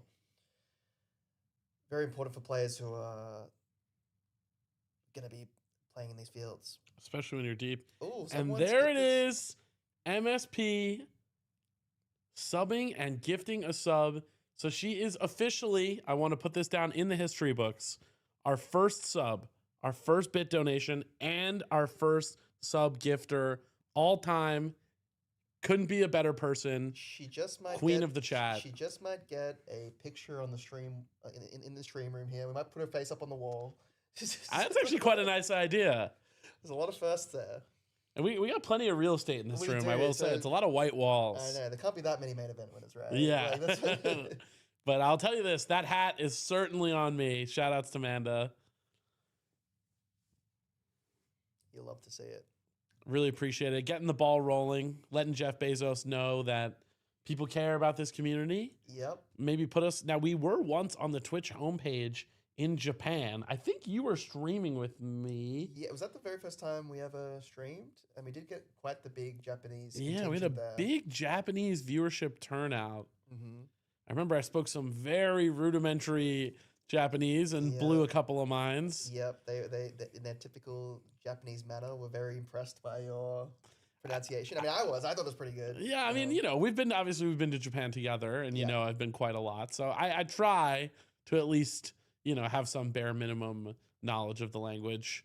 Mm-hmm. But I do think the bar is quite low for foreigners. Yep. There's like not really much expectation. Yep. Opening up off 11 bigs here with the 9-10 of clubs. Mm-hmm. This is an interesting one. Yep. I think I don't love this as a min raise. I don't know. How do you feel? I definitely don't like shoving. So if you're going to VP this hand, I wouldn't want to shove it in a final table spot like this, even though you've only got 11 bigs. So if you don't want to even shove as the short stack. Even as the well, first of all, you're not the short stack. Tyson has that's true. Okay, bigs. Let's say in a world stack where you were shortest. Even if you are the shortest stack, I think shoving from +3 with this hand for 11 bigs is just a little bit too much. Given with the Just a little bit too ICM. much. You give him with the ICM. I think it would just be a chippy V jam, if that. It is. It is. Yeah. Yeah. So I don't. Oh, and he's flopped 2 Hello. on a 3-spade board. Very dangerous here. A lot of bad turns. This could even just be a bad flop for him straight up. Obviously, he's got Sean drawing bleeded. He just jams the flop. Reasonable. Yep. I think with that hand class, like that hand exactly, shoving isn't like, maybe you might fold out like the jack of spades. Yep. Take your equity to the streets. Yeah, and you can fold out a lot of high equity hands there. Obviously, when you get called, you're not going to be in great shape. At best, you're going to get looked up by a hand like King Queen with the Queen of Spades, King Queen with the Jack of Spades. Maybe King Queen without a spade might look you up as well. Yep. Potentially, but maybe not. But even against King Queen no spade, you're some naked ace of spades hands as well. Yep. You are ahead of those, right? You are. Yep. Some of those might go in pre-flop though, and some of those might have a straight draw with them, etc., and that kind of thing. But yeah. I will say we are seeing a lot of the 9-10 suited, as you know, my favorite hand. The 9-10 of hearts that we saw flatted and then maturely folded. Absolutely. On the button. So, my single favorite hand. 10-9 is definitely going around. But I think you want to be a little bit careful when you're constructing your min-raising range there, because if you start using a few too many hands, you start to become quite exploitable, just because your calling off range there is quite tight. You've only got some players will even open jam jacks, so you may just have queens, kings, aces, and maybe some ace, king, ace, queen suited. That's not very many combos as far as your range goes. So if you start putting a bit too many raise folds in, you're going to be raise folding quite a bit when someone rejams on you. And particularly when you're doing that into someone as savvy as Sean, who might pick up on that, and he might start rejamming quite liberally on you because the risk reward on rejamming on a stack like that is pretty nice, right? Because they're committing almost 20% of their stack when they min raise. That's correct, right? If they're off like 10 bigs, if you min raise, you're committing like almost 20% of your stack. Yeah. And then if you can get them to fold, so if they call you, it's only 8 more bigs, and you often have decent equity if they're min raising there in that spot. But if they raise fold and they're doing it too much, you just pick up all these free then chips. you're just printing money. Yeah, exactly. Yeah. So you got to be really careful with the hand selections that you use when you're trying to go for min raise there. But the 10-9 did end up working for him. Did chip up a little bit, which was nice.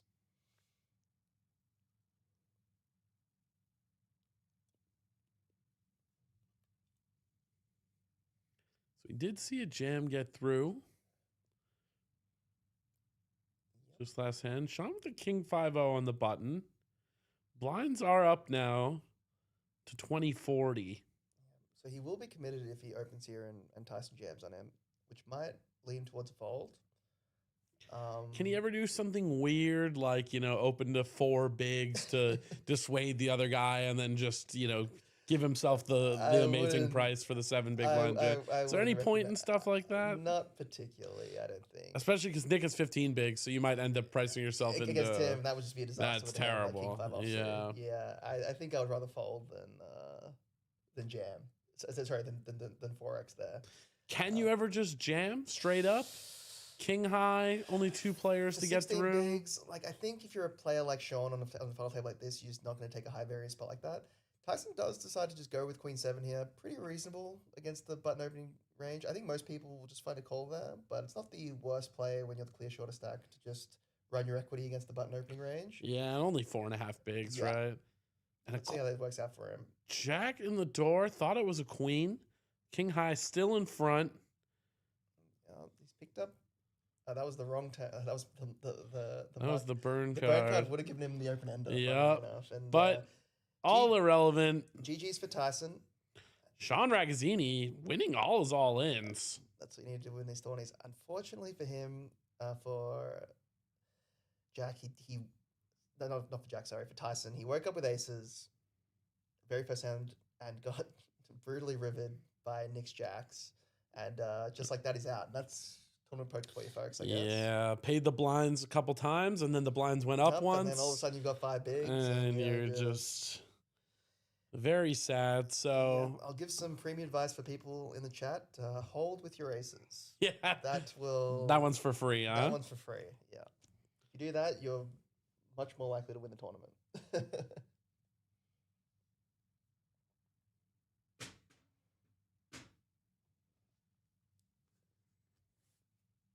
So 8 remaining, 138 runners. I do believe after doing some review, this is our 3rd biggest 6 Hundy Sundy of all time. I think the record is 156. So, I mean, this is not far off. And all the players remaining just pick up a nice little pay jump as well. Nice little $500 in their pocket. And this is where the pay jumps get serious, right? That's basically a full buy-in. And after this, the next pay jump is going to essentially, again, be another buy-in. Yeah. And then it really, really starts to ramp up, right? 20K for first. So, I mean, you know, when you're in these final table spots, it's always an interesting mix of being happy as the ladders come, but keeping your eye on first place. Exactly, because first place is so important. Yeah. Poker tournaments, they're top heavy, right? Yeah. We try and not go too extreme with our structure design, but there's, you know, formulas that you use in the world of poker. First, second, third take the lion's share of the money. Yeah. Usually first will take somewhere between 20 and 25% of our prize pool. If it's a huge field, it might be a bit less. And then second and third will usually equal to first place when you add them together. Yeah. So, I mean, you're talking about almost half the money going to the top 3 spots.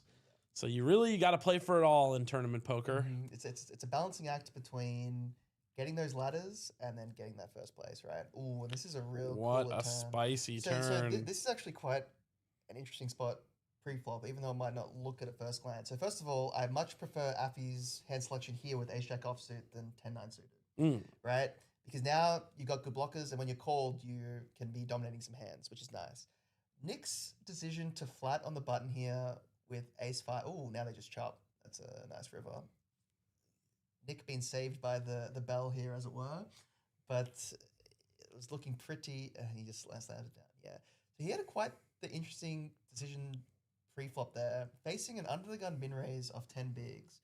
What do you like with ace-5 suited there? Yeah. Of 17 bigs yourself. It's, in Nick's shoes, might have just made it 5 bigs, like 4-point-something bigs. And then if the 10 bigs jams, you just call off. Just commit it. Yeah, and commit. I honestly think you can advocate for even folding pre, though. I think folding pre is probably the play that most players would make. Yeah. I think you're just a little bit too short to flat pre-flop there, especially. Yeah, I don't like the flat. You're going to be dominated a lot by his opening range as well. Both his bluffs and his value are going to have you dominated quite a bit. So I think if you're going to VPip that hand, and see, this is a spot where if you're a little bit suspicious that maybe Affy's gone a little bit too wild with these mid raises, you might decide to put in the small 3-bet, right? Or jam, because it's quite a nice hand to rejam there with your ace blocker and whatnot. And I think that depending on how Affy is constructing his range, I think he probably would have played ace-jack offsuit as a raise fold there under the gun. And as ace-5 suited, that's great when you get a better hand to fold. Yeah.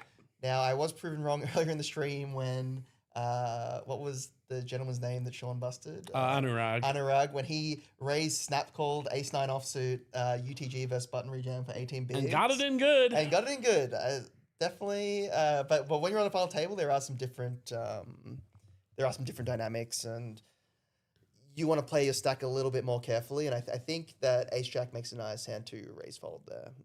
Shoutouts. You're very rarely going to get punished by a rejam like that, and he wasn't punished, actually, so it worked out really well to min-raise ace-jack there for him. Shoutouts to Travis in the Twitch chat. Just turn the mics up. Let us know if we sound a bit better now. One of these mics is a bit louder than the other, so it's always a bit of a balancing act getting the ratio right. Drop your predictions in the chat.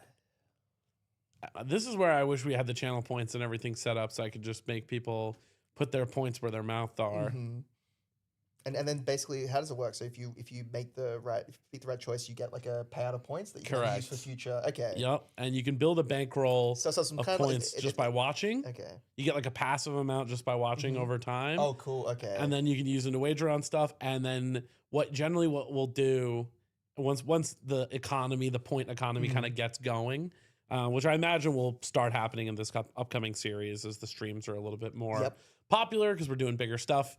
Once the point economy gets going, you can set rewards. Oh, for people who hit a certain amount of... Yeah, okay, so, cool. And like real stuff like hats, shirts, whatever. I mean, I can imagine you could even give away some like small buy-in. Yeah, tickets to tournaments, things like that. That sounds cool. And what you do is you set these rewards at these insane numbers, like 1 million points, and it looks impossible. But of course, by the nature of it, Well, because if everyone's passively accumulating them, then they passively accumulate, and then people are incentivized to basically like YOLO gamble their bankroll. And someone will martingale double their way up to the points, right? And so you always do get these winners, and it just makes for such a fun, like interactive kind of viewing experience. Yeah. I think it was one of the smartest things. Actually, shout outs to Bobby Scarduzio, Bobby Scar himself from the Super Smash Brothers community, the inventor of channel points. Yeah, I've done some commentary. Huh? Yeah. He was working at Twitch, and they asked him to come up with some gamification ideas, and I think that was one of them. Him and a few other people. I did some commentary with Bobby back in the day. I mean, that's like an insanely popular thing now, right? The channel points. Yeah, It's a shame he didn't get a piece of the economic value there, you know? Yeah. Maybe they gave him a nice bonus that year. He worked for Twitch, you're saying, did you? Yeah, for a few years. Yeah, maybe they chucked him a nice bonus for figuring that one out. I wouldn't be surprised. That definitely would increase the engagement on the platform dramatically, right? Yeah. Or maybe Bezos just told him to go. I don't know if Amazon's known for its generous employee bonuses and whatnot, but you never know. I have heard that the warehouse people get to pee now, though.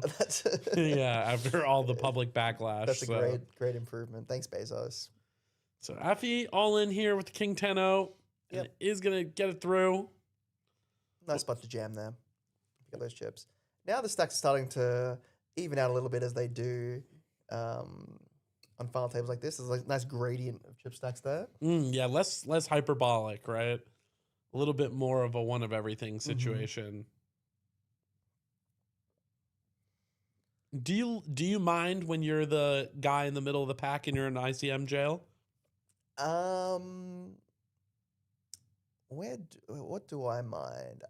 Obviously I love being chip leader because that's the funnest thing to play. When I'm the mid stack, I earlier in my career I found that a very difficult kind of position to play. It's very hard to run that balance between being aggressive and because I'm naturally a very aggressive player, but when you're mid stack, you find many spots where you're supposed to play a bit more passively and just let the other stacks kind of battle it out and whatnot. So that was a very difficult part for me anyways to kind of get good at, I suppose. But now I enjoy the puzzle of it. It's definitely the most intricate. When you're the big stack, it's very clear what you're supposed to do. And when you're the short stack, it's also quite clear what you're supposed to do in a lot of spots. But then when you're that mid stack, that's where the interesting part of final table poker comes, in my opinion. And I found myself enjoying it more and more as I get more experience with it. That's for sure. Yeah, it's an interesting one. When was Luke not massive chip leader? He can't remember. Well, I was chip leading day 2 of the 5K Nazi Million by quite a large amount actually, and I managed to turn that into a 10th place finish. So it wasn't my greatest chip lead performance, but that's poker for you.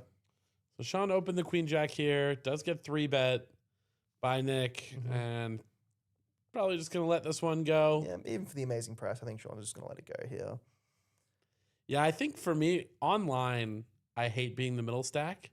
But in live poker, I actually kind of like it on these FTs because I'm forced to take a chill, right? You're in that ICM jail. You're forced to fold a lot of those marginal hands. And I do feel like it helps me kind of just like breathe and settle in, shake off that initial wave of nerves. Like I find that I'm always really nervous for the first like 10 minutes of the FT. And then once I'm used to it, I settle in and I'm playing well. So I almost look forward to be the middle stack where I'm like, okay, just ladder. There's no pressure and there's no pressure for winning the tournament when you chip leader, and there's no pressure for not busting and exactly. You just kind of navigate, you do your thing, and then when the little stacks go, you're like, okay, time to play for the win. It's also a little bit easier live because sometimes you don't get punished quite as much when you're the mid stack.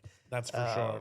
When you find yourself playing against some of the more experienced players who know how to leverage their big stack, you find yourself in a lot more tricky spots as a mid stack. Yeah, they put you in just the mega blender. Yeah.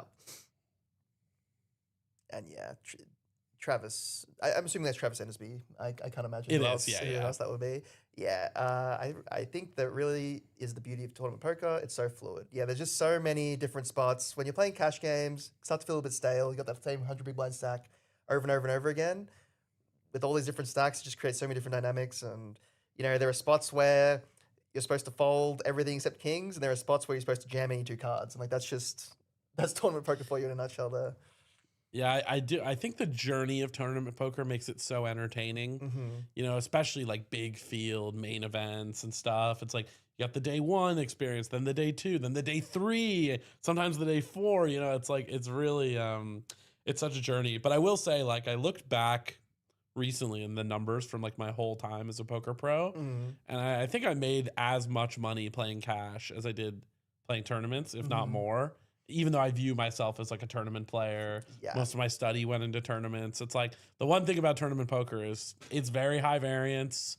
You get a lot of big spots if you play well and play for a long time, but a lot of heartbreaking spots. A lot of heartbreak, and well, there is that saying, right? It's like 20. Sorry, cash is to make money, and 20s are for glory, kind of thing, right? Yeah, that's how a lot of pros kind of see the difference between those two. Nick opening up the ace-4 of hearts here. How defending the king-8, pretty standard. Yep. Nice flop here if you're Nick, 7-7-4. I wouldn't have hated to see a fold pre-flop here, actually, from Howe, even covering him by this much. Just when early position opener with Smarty, they're going to be up a little bit tighter than in Chippy V, and he can still hurt you if he doubles through you. So it's not like you cover him by such an amount where it's like, it just rolls off your back if he doubles through you. Howe decides to float here. The king of diamonds, 2 overs. Reasonable. On a board that favors your range quite heavily as well. Is there any avocation for check raising a hand I was about to say, I think I actually prefer check raise to check calling here. I think maybe in Howe's mind, he thinks he can maybe more credibly rep a good hand if he just calls here as opposed to check raise, because it is quite a draw heavy board. But at the same time, you are going to have a lot of 7x that wants to play the check raise, and king 8 seems like quite a reasonable hand to choose for me, especially with the king of diamonds. So he does decide to king in the pot. He does just let it go here, and Nick gets to take down the pot without seeing a river, which is quite nice for that hand versus 2 overcards.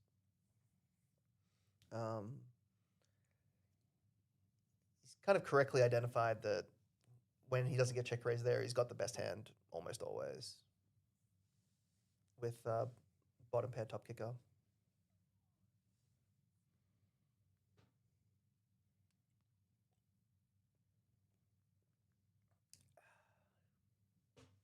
So we're at 20-40-40 now.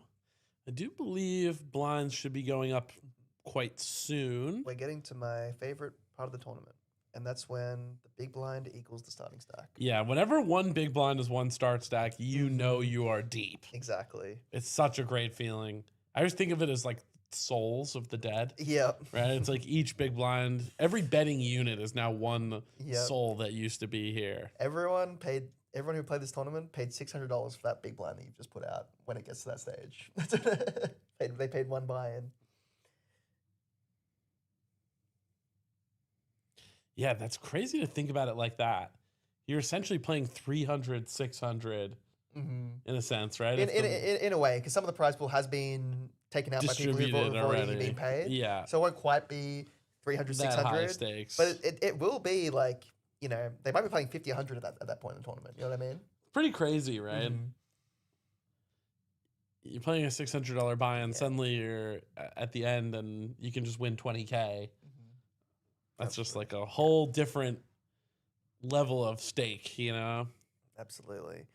Jack deciding to leverage his chip lead a little bit here with the 8-7 offsuit open to 2.5x. He's put a couple of these greedy chip leader opens in, which I like to see.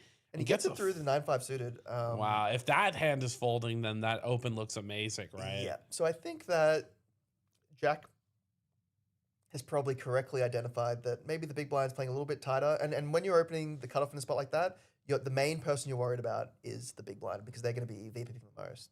So a lot of your decision of how wide you're going to be opening is going to be based on how you think the big blind's playing. I think 9-5 suited probably should have made the call there. I can understand why you wouldn't want to call. There's a lot of other short stacks that could potentially bust. but you are one of those short stacks, and calling one big blind to try and outflop the chip leader definitely would seem like a good investment to me. But he does decide to take the more conservative route, which could be correct depending on how the rest of the table is playing. Obviously, these people have been playing with each other all day, for like almost 10 hours now at this point. Yeah, they would have quite a lot of history, right? They'll be privy to different reads and whatnot that will make them play how they play. I'm just trying to give the best analysis of what I think based on what I've seen. But obviously, all these players can have various reasons for the way that they're playing, and they might be correct or incorrect. It's like, you know, it truly depends on what they think, which is another beautiful thing about poker, isn't it? A lot of it's so player dependent. It's look at this. JK. So that's the limp here with the King Coming Jack. The open limp with King Jack as a mid stack here. And gonna get punished. Yep. Sean Get punished big time. flopping top pair. Not the biggest fan of limping in a high ICM situation like this. Going post flop as a covered stack is not something that you necessarily want to sign up for. Even with a strong hand like King Jack, even right? with a strong hand, because in another world, so Sean actually might have defended 10-8 offsuit had it gone min raise, but let's just pretend Sean has 10-5 offsuit, okay, and you limp. You're now letting that hand essentially get into the pot for free. Whereas if you min raise, that gets the fold, and you don't get the situation where they outflop you. The flip side of that obviously is you're risking too big, so when you get jammed on, you have to fold. But generally, that risk reward is usually worth it. King Jack does decide to take one off here. Don't hate it. 2 overcards. You have the best hand if Sean is bluffing, and Sean made a very small bet. If you're Ragazzini, can you get another value bet in here? I think on Sean the Queen River might go for it. Realistically, you're only losing to a hand like King Queen that's limped or Ace Queen that's limped, right? Maybe a tricky pocket ace is being played this way. Queen Jack potentially. That strikes me the hand that folds the flop very often. Sorry, folds the turn very often potentially, but he did float King Jack, Yeah. so maybe for the same reason. So it's hard to say really, but I think Sean's really going to try and get a value bet out of pocket 9s, pocket 8s, pocket 7s. These are hands that people very commonly limp in these spots. Pocket 3s even, pocket deuces. I like and the he does sizing go here. for a very small value bet here. Yeah, I think it's a good sizing. You're not targeting a particularly strong range, especially given the action up to this point, right? Yeah. Check on the flop, and then a small bet and a call on the turn. Yeah. But JK does just let it go. He does just let it go. The interesting thing about King Jack there is that if Sean was bluffing on the turn, your King Jack actually is still good there. Not much of his bluffs actually contain a queen, funnily enough, which is why he was considering calling there. But I think maybe he thinks that Sean might go for a bit of a bigger bet with his bluffs potentially. And also, if he's got King Jack, he's got King Queen, so why not just call with that hand? And just let the bottom of our range, King High, go. So, reasonably played hand by both players. Would have liked to have seen an open raise, but I think that actually ends up with JK losing more money. So yeah, we get the same outcome, but for a little bit more, right? Yep. Because the pot's just bigger pre-flop, so... One thing I love watching when you see the stream, especially on a final table, is the different ways people fold their cards. We've already had I thought you were going to say the different way people approach final tables. Oh, but yes, I mean, of course. The different way people fold their cards. Of yes. course, you know, there's so much strategic variability, so many different approaches to final tables. Do you think the way they fold reveals anything about the way they play? Are you the kind of guy that reads into that kind of stuff? Yeah, I'm certainly the kind of guy. Did that potentially, that ace-5 off, seem like a nitty way to fold? Because he did fold that 9-5 suited, and the way he carefully plays his hands in the muck, maybe that might mean he's a tighter player. I don't know. Yeah, one thing I learned from Blake Eastman, shout outs to Blake, the creator of Beyond Tells, undoubtedly the best live tell knowledge bank in the world of poker, is everything can be a tell. But to get valuable information, what you need is a baseline. So he always talks about this, is like you have to first see what the person's unconscious pattern of behavior is. How do they act when they have no idea anyone's paying attention to them and they're not thinking about their actions? And then compare that to what they're doing. Yeah. So it's like hard to read into stuff unless you're staring at someone for a while. Pretty cool. Blake actually took his poker success and opened up an organization where he trains government agents. Really? Yep. Wow. To do like interrogations and basically to read body language in high stress events. I believe he also did crisis interventions, like the dudes that talk the bank robber out of shooting the hostages and, you know, like all that type of like. Really? Yeah. That's awesome. It really cool. So showing that there really is some real life. I was gonna say some real world application of these some skills. Of the stuff. I mean, this is the real world. To be honest. Yeah. Using those skills to make a bunch of money in a poker tournament, I think, is probably a pretty good use of them. To be honest. Yeah, it's as real world as it comes, right? Yeah. Afi opening up here with the ace 8 of diamonds off the 11 bigs. Sean with ace 9 on the button. So after seeing 3 min raises off Afi's stack size here, I personally would start to be getting quite suspicious. Because as I said, your opening range here in terms of value is going to be queens, kings, aces, ace king suited. But if you're not, if you're bluffing a little bit too much with those hands, then all of a sudden your raise fold percentage gets kind of a bit out of whack. And I think that Afi is going to be one of those players that is the case for. That is the case for, because, you know, if you're raise folding 10-9 suited, ace jack offsuit, ace 8 suited, and you think of that as a percentage of the hands that you're opening, you're almost going to be raise folding maybe 70, 80%. 80%, yeah. So someone rejamming on you gets a really good price in their rejam, especially if they have like an ace blocker blocking the top of your value range, and also having outs against you when you do have those kings and queens. So that's something I'd want to be pretty careful. If the table's letting you get away with it, by all means, keep going for it. But yeah. Anurag saying, not sure if I hallucinated, but I thought I had 13 bigs when I called Sean's jam with the ace 9. Okay, that makes a little bit more sense. Honestly, I would trust you to count your own stack more than the stream graphics. Because 18 blinds is quite a lot on the FT. Yeah, and then that hand then makes perfect sense too. I mean, Anurag's obviously a very experienced player. You've probably played with him here, but I mean, he's won a ton of stuff at Playlive. He's far from a newbie, to say the least. I thought maybe he just had a read that Sean's jamming too much, or just wanted to make a stand. But if it's 13 bigs, then I mean that just makes perfect sense. I trust you. If you think you had 13 bigs, I believe you did. Yep. The stream graphics, the one thing is that the way that it works is on the breaks, we get an update from the floor. They deliver it to the stream operator. We input everyone's stacks, and then the software tracks it automatically from there. So there's tons of opportunities for it to be slightly off. Especially by like a couple big blinds here and there. Yeah. Afi just made an impressive fold here with ace 5 offsuit, a hand that I think a lot of players would have defended in this spot, and I think it is a good fold there. I'm liking some of the hands that he's playing because he is min raising a little bit too much in a you know, if we're all robots or whatever. But if you're kind of sensing that this table is not going to punish you for those min raises, then they're amazing. Then they're great. Yeah. Right. They're way better than shoving. And they've been working. And they have been. So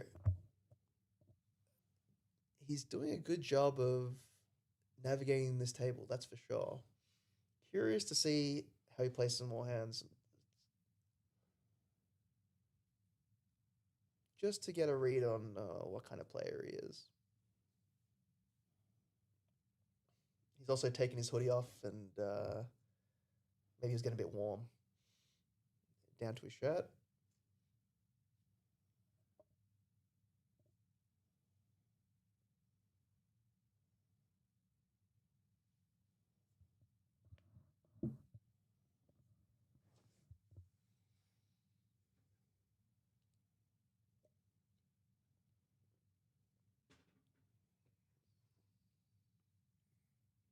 So I do believe the blinds are just about to go up. Is there a 25.50 or is it just go to 36? I believe it'll go straight to 25.50. Yeah. Oh, okay. So they've really got the in between. The good structures. Yeah.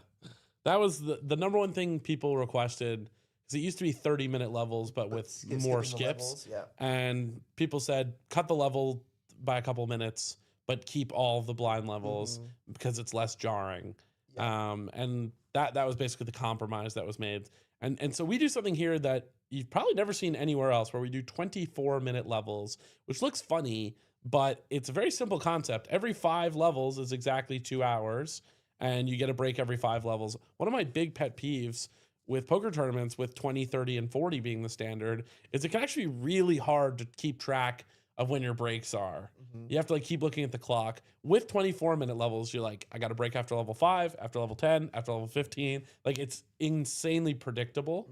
And we found that players quite like that. And then that way you also have a middle ground where you have something that's not as turbo as 20-minute levels, but is a little bit faster than the 30, so that we don't all go home at 4 a.m. Because you can see, I mean, we still have like a 25 to 30 big blind average here, right? Absolutely. And it's a little bit pushing 1 o'clock. Yeah. It's a little bit jarring also when you're playing a tournament and it goes from 20-40 to 40-80, for example, on a file table, and you're just losing half your chips without doing play anything. happening. Yeah, I think that was kind of the consensus, is people wanted the smoothness of the experience. Interesting turn card here, by the way. Yeah, I think JK is finding out why we don't really like getting in the pot with these offsuit weaker hands here.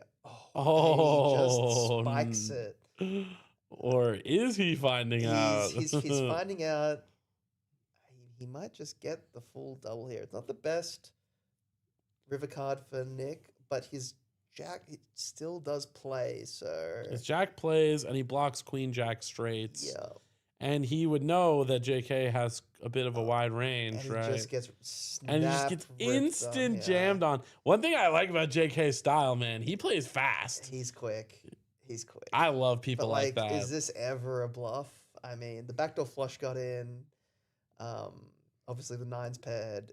Like, when your opponent just insta jams like this, like, what hand realistically could JK snap jam bluff here like this? If you had to put a hand on him, I can't think of one really. Yeah. Every hand would require some consideration of something, right? I mean, I think I would have liked to see him just take a little bit more time. Just we'll see if it works or not. But you might just want to take a little bit of time when you're value jamming in these spots, just on the off chance that you ever do have a bluff. I mean, like, let's just say you're sitting here with ace jack with the ace of spades. Are you really just gonna snap rip over like a, over this 2 big blind bet once this opponent's like tripled into you in this spot? I mean, you're definitely gonna at least consider, calling or folding. But let's see, if he doesn't get punished, if he gets called, then he's not gonna get punished for the snap jam. But Nick is going to use all his time banks here. I have a feeling now that everyone's just going to start snap jamming bluffs against me now that I've said this. Yeah. And I'm just going to be like pitching, just me folding, like, they never bluff in here. Like, of course. Let's see obviously it's an ugly spot for Nick. And reading into the body language, we were talking about some live tells earlier. This is a spot where I'd be staring right at JK, and he just looks so comfortable. He took off his glasses, leaned back, adjusted, sitting, chilling on his hands. And now he's talking to him. Oh, he's doing a little bit of the speech play. For me, these are all the green flags that just scream strong hand. Yeah, it's one thing to snap jam a bluff over a triple barrel bet here, but then to start talking to your opponent would require some real balls of steel, I would say. Like, you have to be, and he does find the fold. I like that fold there from Nick. You do lose 4 other hands. Obviously, backdoor flushes, any 9x, queen jack that slow plays the turn, perfectly reasonable as well. So yeah, just that's a little lesson, I think, in just taking your time when you've got the decisions, realizing that when you've got a value hand, even though obviously the play is easily all in, just take your time, because there are some times when you do want to bluff there, and like when you got value, you want to get called by a worse hand. That's the, what I mean? You want to at least the possibility of you bluffing to be in your opponent's mind. Yeah. You know what I mean?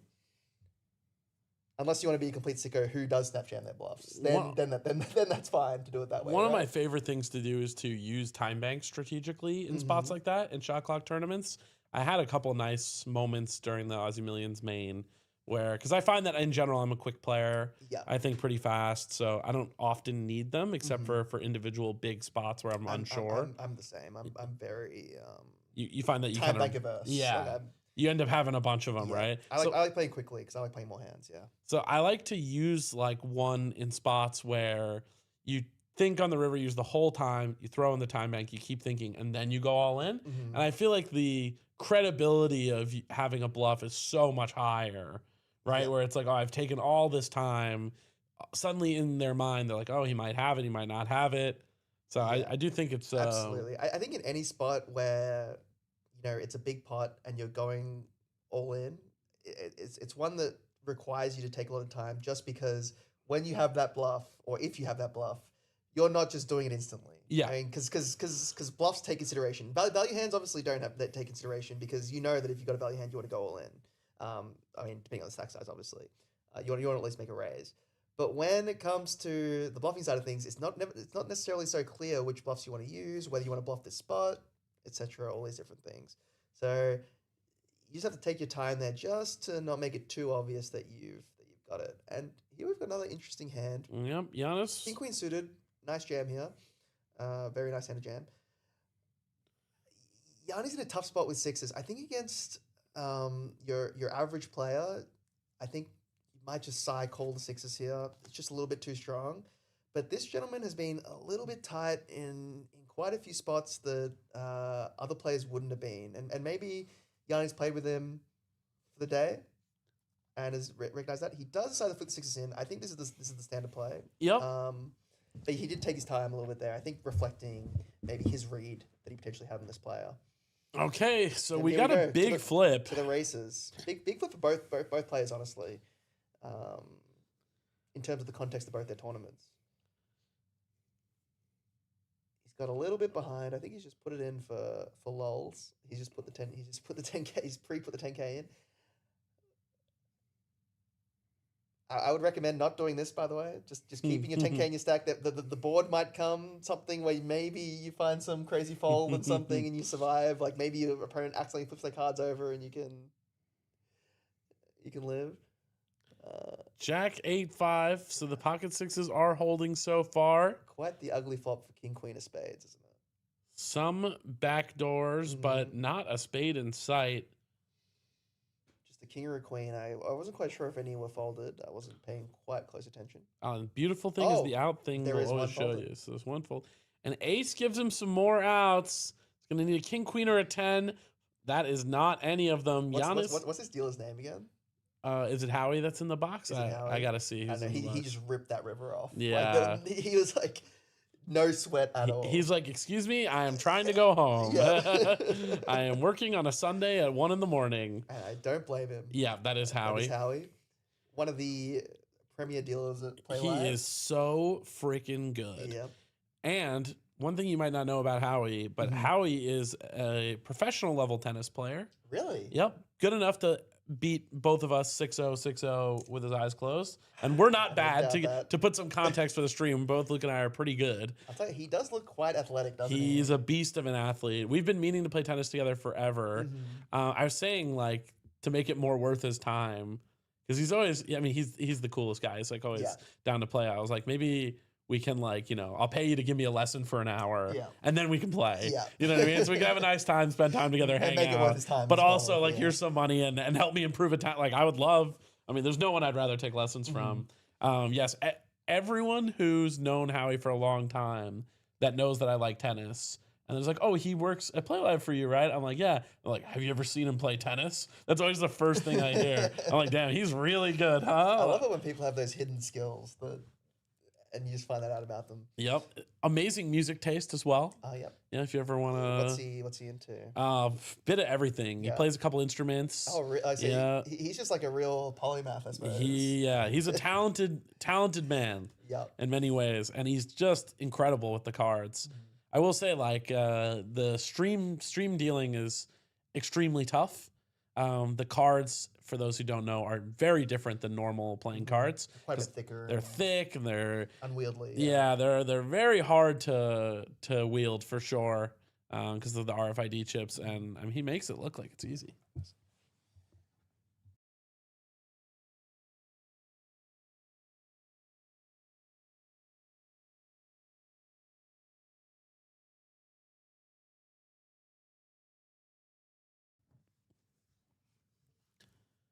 So we had an interesting blind versus blind bit of action here, but a pretty non-confrontational run out for both players.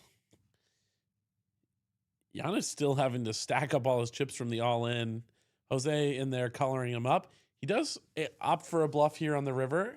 With the 8 high, I think that's pretty reasonable. It's the only way you're going to win the hand. I will say, while you're stacking up your chips too, getting colored up, this looks quite strong. I think there's a bit of like a stereotypical belief that if you're in the middle of some other logistical task in a tournament, you're less likely to bluff, which is fair, right? Because you have other things going on. So when you do opt for a bluff here, can get extra. Oh, wow. And he does get the fold from the king high. So that is excellently navigated from Giannis in that blind versus blind battle. King high in a tough spot there. So checking out the stacks here.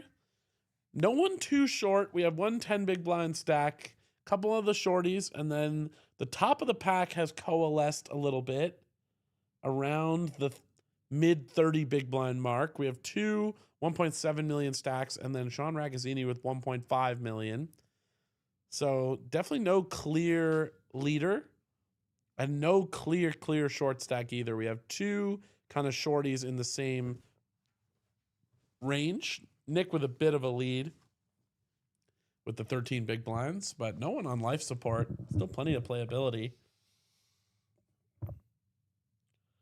Okay, let's see what Affy does here. I would like to see an open jam here. Yeah. That's the play I would like. He's been getting away with the min raises, but he's shorter, and this is a hand that really plays well as a jam. See, now I think he's just going a little bit too wild with it. It really depends if he's intending on raise calling or raise folding here. If he's thinking of raise calling, I mean, he's just put. Well, we're about to find out. Yeah, he's put in. I mean, he does a 2.4x too. And you're just going to be in an ugly spot when you get 3-bet. Yeah.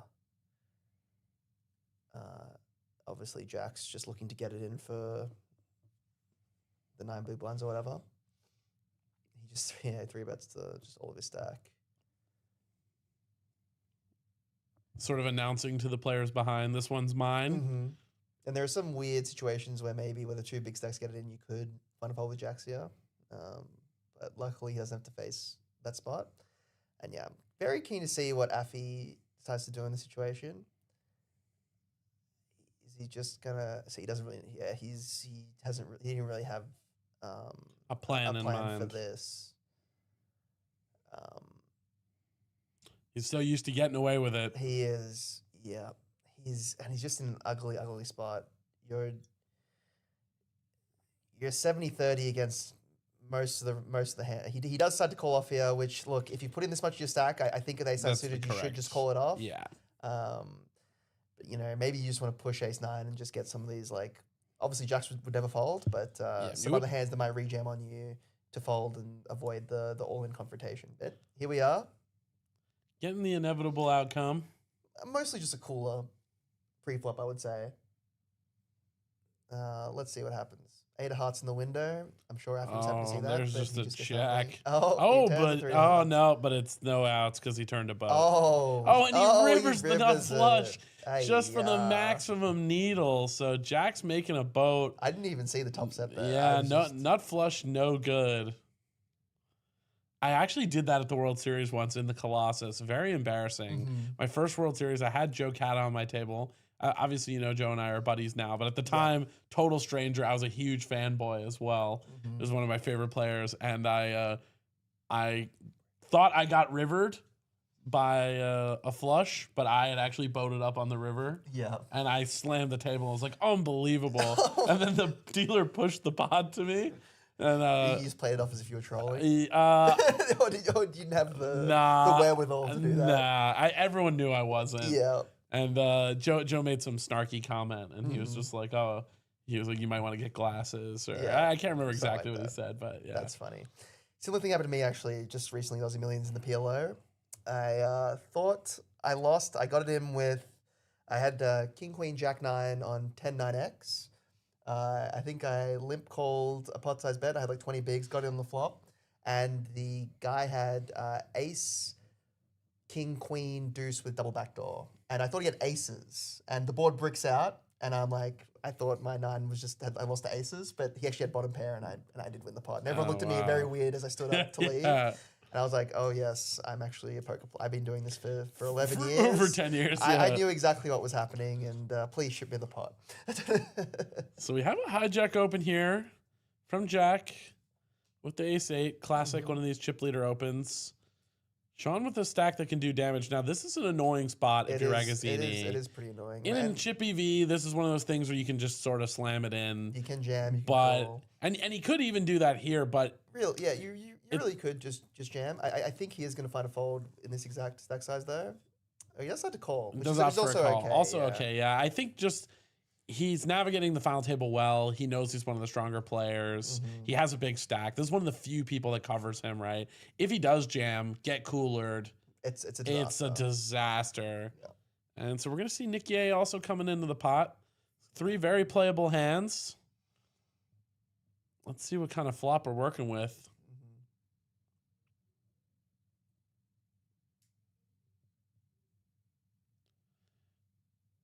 4, 9, 6. And now Sean is going to have to navigate an out-of-position 3-way pot against a chip leader with a middling strong hand on a board like this. Yeah, this is always... This is why flatting is tough, particularly at this stack size.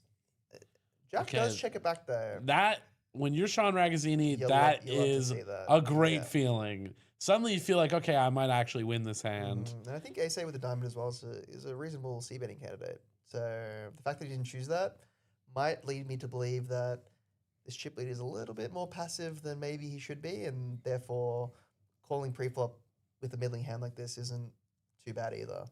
Oh, and Nick opting to be the one to take the stab here. Not the biggest fan of this play. Yeah, King Queen, I think, if you're doing it with this hand... You're just going to be bluffing way too much. Now, I do get the logic. It's a board that favors his range, generally speaking. Yeah, but without even a spade in your hand, I mean, and the chip leader just instantly punishes him. And now Sean with the best hand, but unfortunately, he's just stuck in the middle of 2 crazy guys. He's just forced to fold. Again, this is why playing this kind of hand, you just can't do anything. You just can't do anything. So is Jack a passive chip leader, or was this the plan all along? I guess not. I guess not.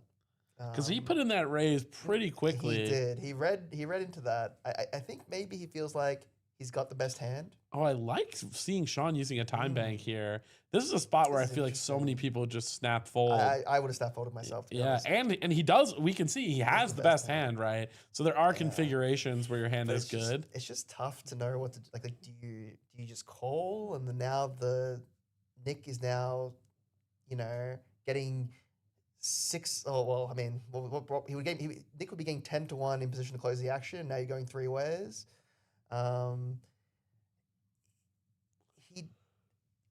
Travis says Sean blocks bluffs. I think so. Somewhat. Obviously, the big blind can have 7-5 and 5-3 suited. I think he's got the offsuit combinations in this configuration. I don't think the chip leader really interacts with that 5 at all. But yeah, I think it's more just tough to know if you have the best hand, like on almost any run out, and you just kind of have to fold. Is more of the reason. Nick doing a bit of Hollywood here with King High. This is a tough spot in a way because the price is getting. You know what I mean? It's a pure min raise. If your king and queen are good, you should call here. You know what I mean? If hitting your king and queen are good, you could also just be drawing straight dead if he has a 6. Yeah, and it's just an ugly spot. I don't love that turn bet with king queen there, particularly into the chip leader. I mean, Jack didn't even think for a second before. Just putting him in the blender. Right. So we are blinds up to 25K, 50K with a 50K big blind ante. So next level, we're 1 level away from the Martinelli golden level. That's what they'll start calling it. Patent pending. TMC with a little circle around it, copyright symbol. Where 1 big blind is 1 start stack. So we are getting to the big leagues here. And now, after that play, Nick's going to be, I think, beating himself up a little bit internally, right? I think so. Especially because he could have chosen to even jam pre-flop. Would have been a reasonable option there against chip lead flat and a relatively capped small blind calling range by Sean there. I think Sean mixing that pocket fives calls is a bit of an exploit. And one way to punish and exploit that like that would have been to jam and then exploit him exploiting the chip leader. Yeah. Yes. So 3.4K locked up for everyone. So officially a great day at the office for everyone involved. I think even for those who have fired 2 bullets, right? Yep. Then you're starting to get the nice return. If there's an unfortunate person who's fired more than 6 and they're still stuck, then hopefully they can get that pay jump into profit. Yeah, very unlikely. But it's happened to me before. Yep. I think one time in Sydney, I was in for 8 bullets and broke even by coming like 6th or something. So I mean, I owe it to you during my Australian Poker Open excursion. I wasn't going to fire my 4th bullet into the Players Championship, and you're the one who convinced me to. And then I ended up bagging 19 start stacks. That's quite that was a tourney that you should definitely have re-entered. And it worked out, although had a bit of a heartbreaking end to finish 20th, but. What else is new in the career of Josh Abney in poker, right? Nice complaining, my friend. Yeah. Luke, do you have a preference for limp/no limp strategies? Yeah. I'm going to need a bit more context for that question. Are we talking blind v blind? Are we talking on final table? Are we talking chippy v? Like what? There's a lot of different scenarios where that question could apply. I will say I have seen some of the regs. Shout out to Bert Perry. I was just about to say, our good friend. He's been doing some weird limp and stuff. I don't really quite know what he's doing, but it's definitely something. I mean, he's cooked something up. He owned me so bad in Sydney. He did one of his burnt limps, and I just got absolutely owned by it. It's like I've been watching him do it for 8 years. Who knows what he's doing it with? I mean, like that's a reason to have a limping strategy. If it's well thought out and well constructed, it does put people on edge. Like they're not used to it. There is definitely an argument for doing something like that. It can be hard to respond to, right? But I will say that if you do have a limping strategy from any of these positions, I would advocate for you to think about it. Plan it all out. Have your what's my limp 3-betting range? What's my limp calling range? What's my what am I doing versus this position? Blah blah blah. Like all these different things because you're gonna get into a lot of weird spots if you're limping, and you're gonna be going post flop a lot more than you would otherwise if you're not raising. So you have to really, I mean, it takes a lot of extra work. I prefer just raising just to simplify it. The question is specifically about limps on FTs. Yeah. That is a thing, right? I'm aware that final tables, there are some strategies that employ limping specifically on final tables. I think a few years ago, Ari Engel, I know, famously likes doing it. Yes, there's a lot of different schools of thought on that when it comes to final table play. The thing with final table play, it's not figured out. So there's a lot of different things that can work. And a few years ago, I think a lot of the high stakes regs were experimenting with limping preflop, but these days you very rarely see it at the top level. And the reason for that is particularly when you're a mid stack and a short stack, going post flop is not something you necessarily want to do with ICM because you're forced to make tighter folds on the flop, turn, and river, and you're also less incentivized to bluff because the chips in your stack are worth less than the chips you're losing. And it can be hard to realize equity. So taking the pot down pre-flop is... Oh, hello. I'll just pause that for a second. Yanni just flops trips. And blind blind spot against trip leader. Luckily for Jack, he hasn't really flopped too much. Jack's saving himself by not betting this. This is a board he totally could have bet. Absolutely. With the club. And my God. That's actually the gin turn for Jack. He flops, turns open-ended and the flush draw. Nice quick check back from Yanni there to just sort of, say like, oh, you don't have much, I don't have much. Let's see a turn. Yeah. I think that was... a bit of a reverse tell there. Exactly. That's a sign of an experienced player. Exactly. And Yanni is a more experienced player, I think. And it's nice to see him mixing up stuff like that where... if I was reading into a first-time player playing that, I would like this guy almost always has a weak hand. Yeah, never has trips, never has a jack, and just rivers the king. Damn, Jack is on a bit of a heater at the moment. And I think that's the best possible way for Jack to get there. Absolutely. Because it's going to look like he wants to value bet some sort of one pair, two pair type hand. I think he's forced to lose a big pot here. Yanni might be saved, decides to play this passively, but he just has to raise this 4, right? I mean... Yeah, blind versus blind. But versus this bet sizing, he's gone third pot. Trips is just such a strong hand. You just have to. You can't let your opponent get away with... He has gone for a small raise. Nice. Yeah. He's gone for quite like 2.5x raising position. I would like to have seen a little bit more consideration from Jack there. Yeah. Just because I think you probably are just gonna call. Probably. But you could consider 3-betting for value. And I will suspect that if Yanni had a flush or a full house, you might want to go for a little bit more value there. You might want to go a bit bigger as opposed to just 2.5x position kind of thing. Same time, he did just check back the flop, so you don't really expect to have a 4 that often, which is the kind of hand you're looking to get called by. So maybe Yanni just has a weak flush and is... Nicely navigated from Yanni, but an unfortunate river. Could have been quite a disaster there, but he managed to not lose too much, which was quite nice. Jack just hitting the cards when they needs them most. And yeah, I agree with Travis here. If you're not even going to consider 3-betting the river there, then I think betting bigger on the river to because your hand is like, it's a really strong hand, but it's not like the nutted hand, right? Where you're looking to 3-bet. You know, if you have kings, blocking that actually makes a lot of sense because if you get raised, you have a very easy 3-bet. Yeah. You block the top of their calling range, so they're either going to raise or fold more often, etc.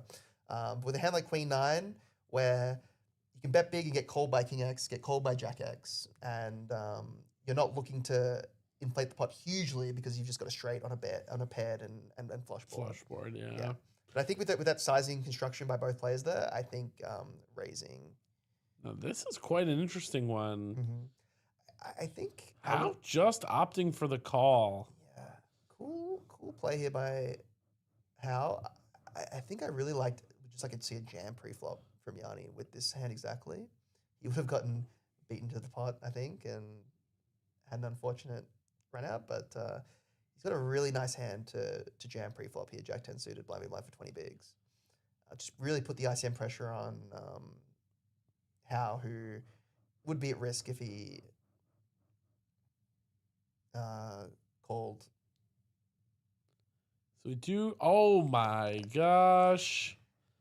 Everyone has the nuts. Everyone has the nuts. They are both just loving life when they see that turn. They're like thinking of all the ways their opponent could have a strong hand, like 2-pair, you know. Absolutely. Yanni, of course, has an uncapped range. He could just have all the sets, 2 pairs, etc. Absolutely. Howe's not going to have any of the sets, but... He might play some suited 2 pairs like this. I mean, he did flat ace 10 suited. So. Yeah. Could definitely have the 2 pairs. Yeah. And of course, both players with a 10 for Broadway, so they will be chopping this one. Yeah. Now, if you're Howe, are you raising here? This is one of those spots where it's really tough to construct a raising range.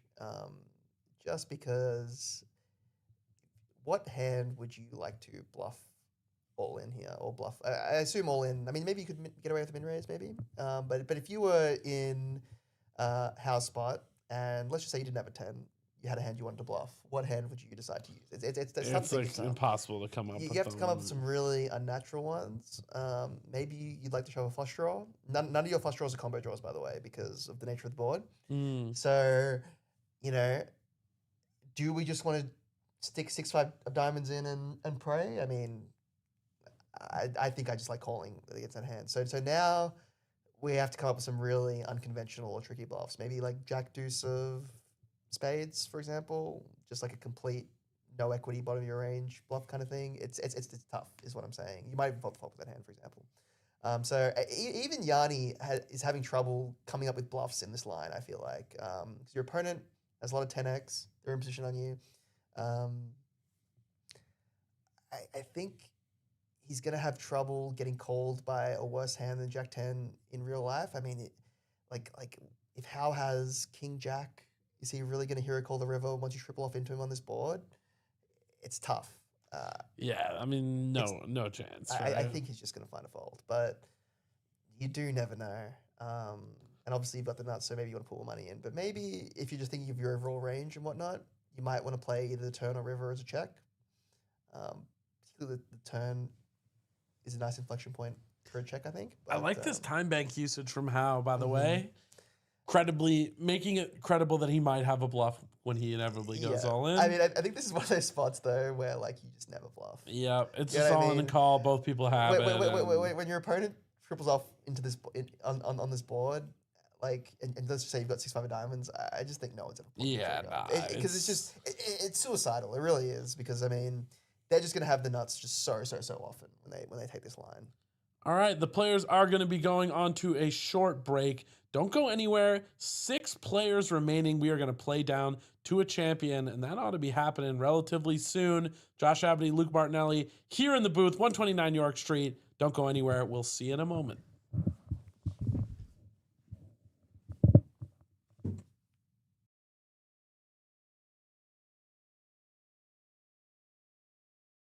Stop guessing and start studying like a professional. Welcome to The Vault at Octopi Poker.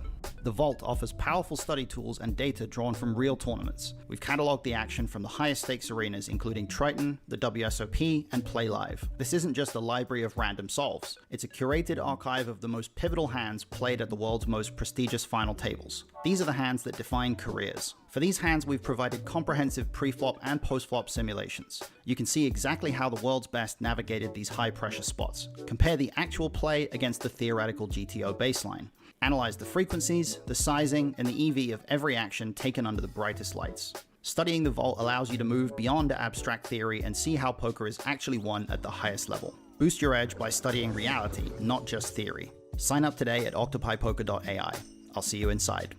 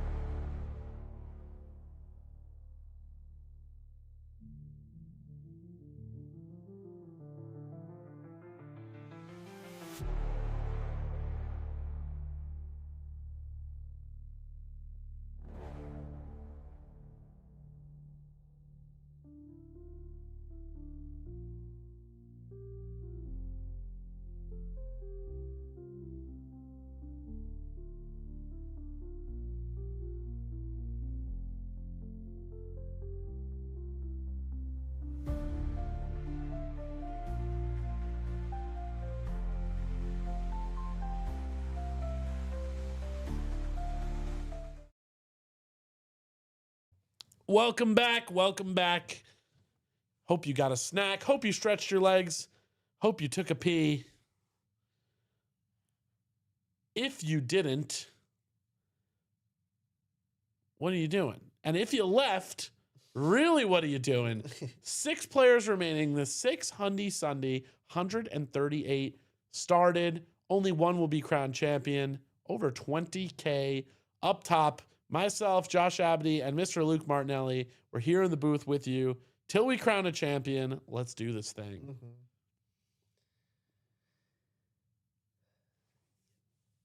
Yep. If you left us, you truly are insane. And I recommend you go to the closest mental institution. Well, you wouldn't even be here to hear me say that. So, to everyone here, welcome. You are certifiably sane. And let's enjoy the rest of the final table. We've had a cool FT so far. We had the Aces versus Jacks cooler with the 2-outer from Nick Ye, who's still surviving. He's still cockroaching about.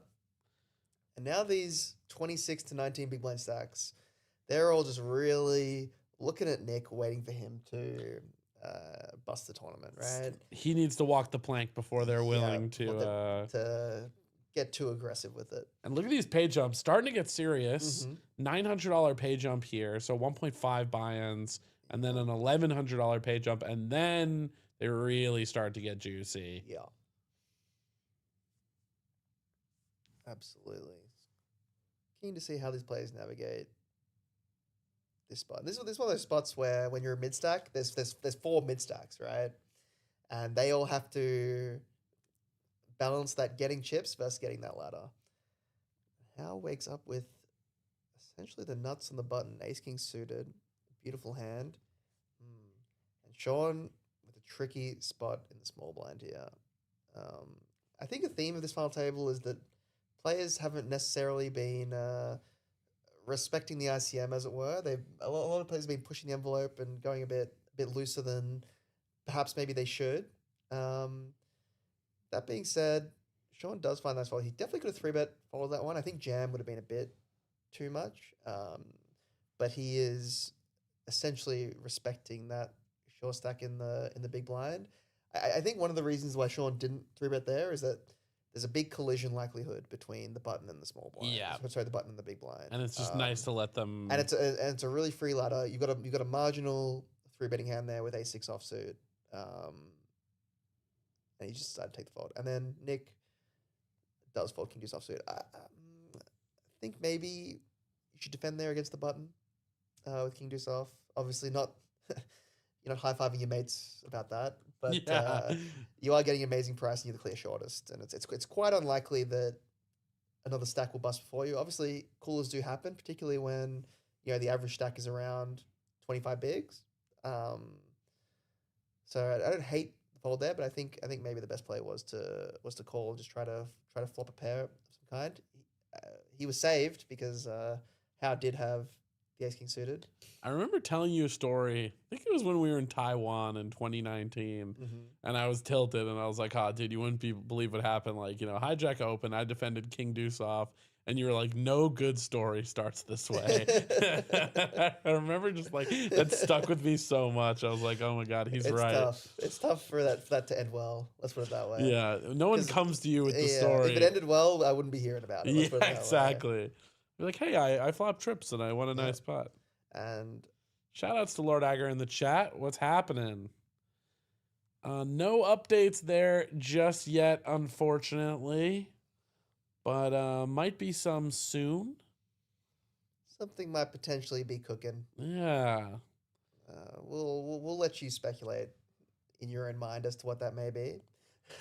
Yep. We're seeing one of those spots where the chip leader, they've got all the advantages, and then they've also got the really good hand with pocket queens opening on the gun. Nick decides to just fold the ace-8 offsuit. I think that makes sense, right? In a big blind anti-structure, he has a full orbit to try and, find a better spot. Under the gun open, yes, it's the chip leader, but yeah, there are definitely arguments for going with it, great. But folding isn't the worst thing in the world. And now JK might get himself in a tricky little spot here with the chip leader out of position. I think 10-8 suited is you still have to You defend still have it, to defend right? it, Yeah. but you're just uncomfortable with that short stack in the mix. Oh no! And I think he's destined to go broke in this hand, unfortunately. There is not much you can really do here. You can call, you can check raise. He snap. Check raises to 350k, I think it was. JK, man, doesn't give a damn. And then he gets snap jammed in response to his snap raise. I like that. I think when you have these guys that just do everything instantly, it can be good to kind of throwing it back in his face. Yeah. Kind of thing. And he's just never folding. Yep. Once you raise it. And Jack is look at the smile on Jack's face there. Is anyone else spotting that? He's loving this right now. Nick gonna get a cheeky ladder potentially. I'm sure anyone. And he's gonna feel like a genius folding absolutely both the small blind and the big blind if he gets this ladder, right? And he's gonna get that ladder. Dead on the turn. Wow. That's one of those spots I think everyone in the chat can relate. You're on a file table, you've got a short stack, and just a cooler happens, you get some free money. I mean, it's really that simple. I mean, Nick just made $900 by deciding to fold A7-0 the one time. And King Duso the hand and before. King Duso the hand before. He made $800 in 2 minutes. Yeah. $900, excuse me, in 2 minutes. By just folding a bad hand twice. It's like, I mean, that's the best hour. That's Jeff Bezos hourly. That is Jeff Bezos hourly. You ever seen those graphs that show like the hourly of someone like Bezos or Elon Musk? I haven't seen those existing. graphs, but I have seen. Was it a Veritasium video where it was? Is it worth it for Bill Gates to pick $100 off the ground if he drops it? Yeah. Have you seen that one? Yeah. Was it a Veritasium video? Yeah, I think believe it was. so. And the answer was actually no. It isn't worth his. He makes more than like $100 a second or whatever, so it actually isn't worth it for him to go down on the ground and pick up a $100 bill if he drops it. Funny enough, in real life, of course, he's going to pick it up. Of right? course, yes, of It's course, like because he's not making that. He's not making that calculation. In real time or whatever. And also, it's not like he was going to spend that time making money necessarily. Yes, yes, exactly. He spends tons of times doing unproductive stuff, right? Like, and if we believe the files, he spends some of his time doing some less than savory things. Anyway, Ace 10-0 under the gun here. 5-handed, so that's effectively the hijack, right? You can confidently say both players in this booth have not been to Epstein's Island. So yeah, that's just we're not nearly rich and powerful enough. Also too principled, but it doesn't even. Your principles are worthless when we're never even getting an invite in the first place. Yes. You know. Imagine that. Anyways, Jack here defending the 9-6-0. That's how you know it's 1:30 in the morning, guys. You know. 9-6. Now he is obviously the covering stack. Yeah, and I think that's the main reason for this defend here. And he gets a flop where he can do some damage. Flops an up and down. Curious to see what Yanni decides to do here. I think the standard play is to just check back. Ace 10 is one of these hands where you really don't want to get check raised, and the big blind chip leader has a lot of 8x here. And Jack just opting for a call. I would have liked to see the aggressive line. Maybe he's thinking, I don't want to get check jam. I don't want to get 3-bet jammed off my open ender, which is a pretty reasonable thought to have. At the same time, I think you're very rarely going to get 3-bet jammed on, so you're gonna very often realize at least your turn equity with 9-6 playing this check raise here. He does lead and gets called by Ace 10. I think so far it's been played pretty reasonably. I wonder what he's thinking with this lead here. Shoutouts to Jose for bringing the beers. Why lead when you're not going to check raise the flop? Jose's showing that just because you're in charge doesn't mean you can't bring the beers to the booth.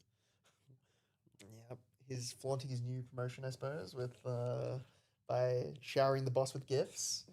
Well played. He already knows he's my favorite, so I tell him literally every day. It's hard not to be a big fan of Jose. He's the best. Now we've got a really interesting hand. I think Jack is repping quite a thin range here. Let's just...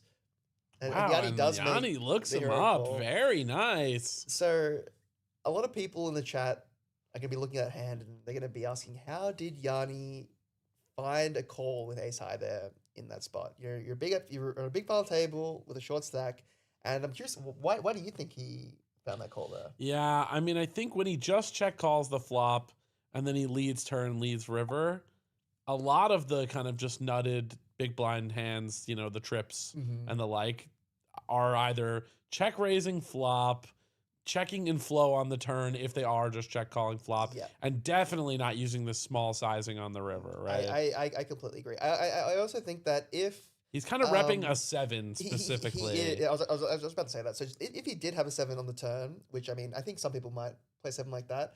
I think a queen is a card that very often people with a 7 are going to slow down on, Check even if they might not necessarily should do that.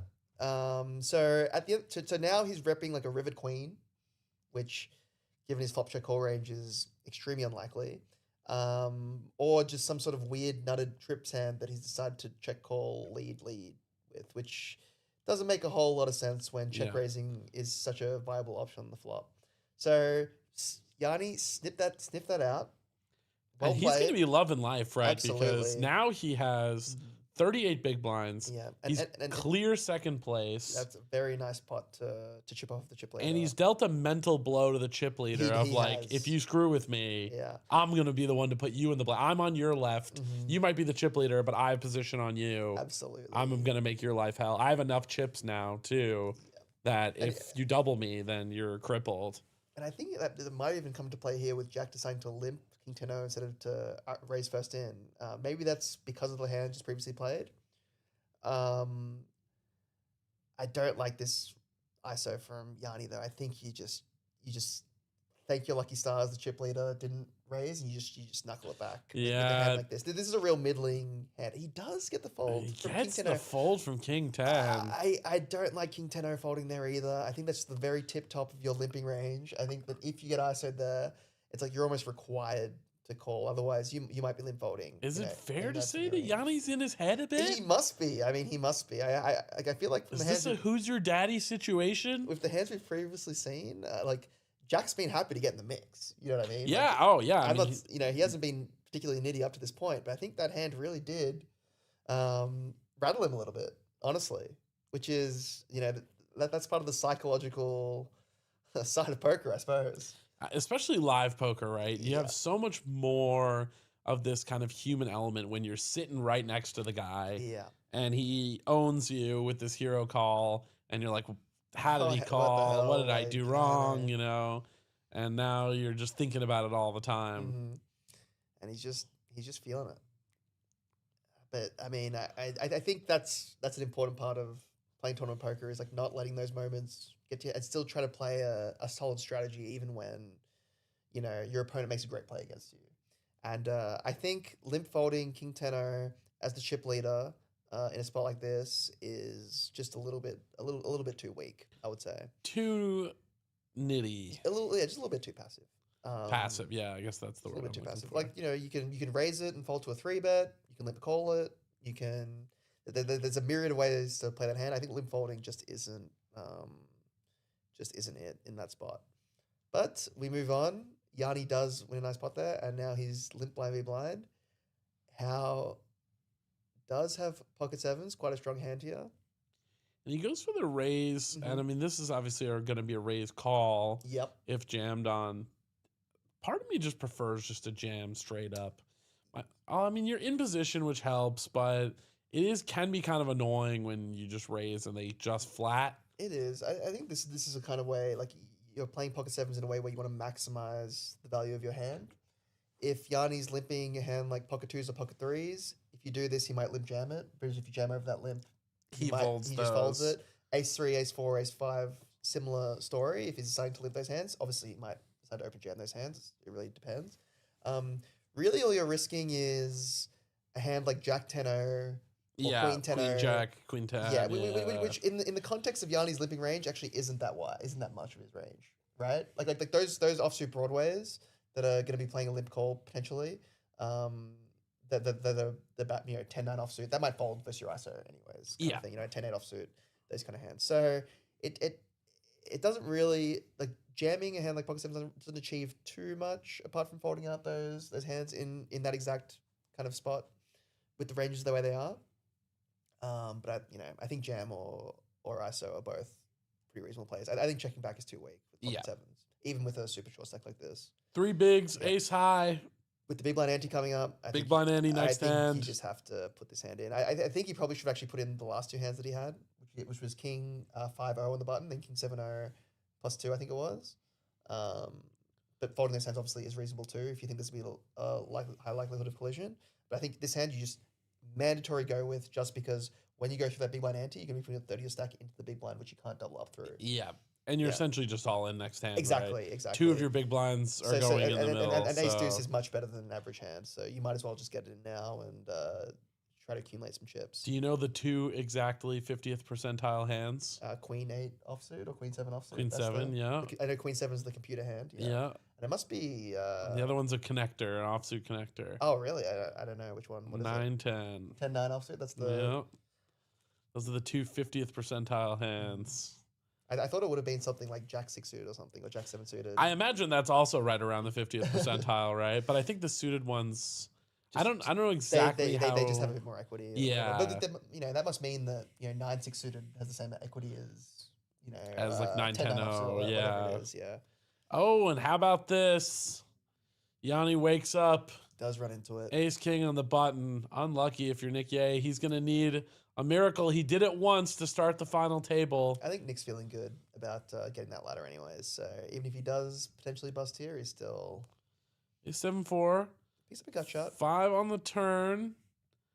Has some additional outs. Going to need a 3 or a deuce. How are you sweating this river? Oh, and it's a deuce. Spikes it. And Nick lives another day. I will say, this guy, he's run good on this final table. He really has.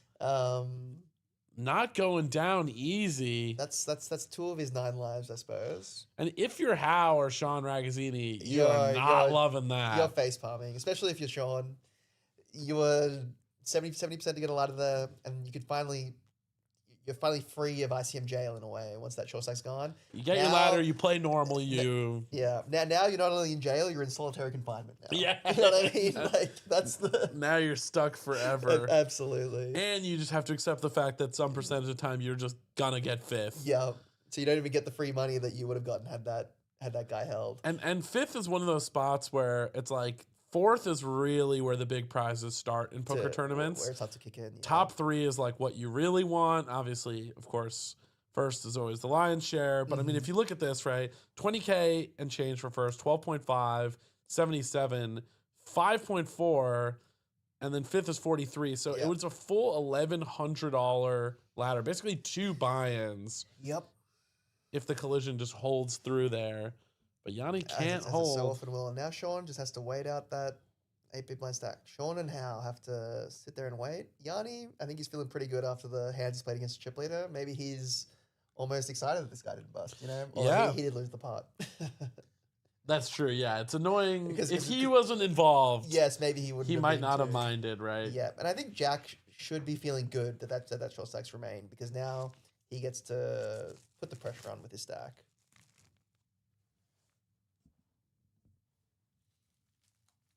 Although, if you're going to play King 10-0 as a limp fold, maybe you're also sad that the short stack didn't bust.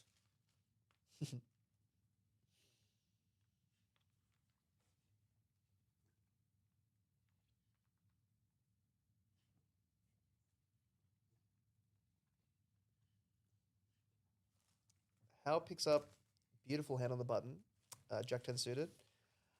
I would very much advocate for an open jam here. Jack 10 suited, particularly against these 2 stack sizes. Walk me through the logic there. Okay, so first of all, you have a hand that has a lot of equity. Okay, Jack 10 suited against almost every single hand that you can think of has a lot of outs, or has a large share of the pot, let's say.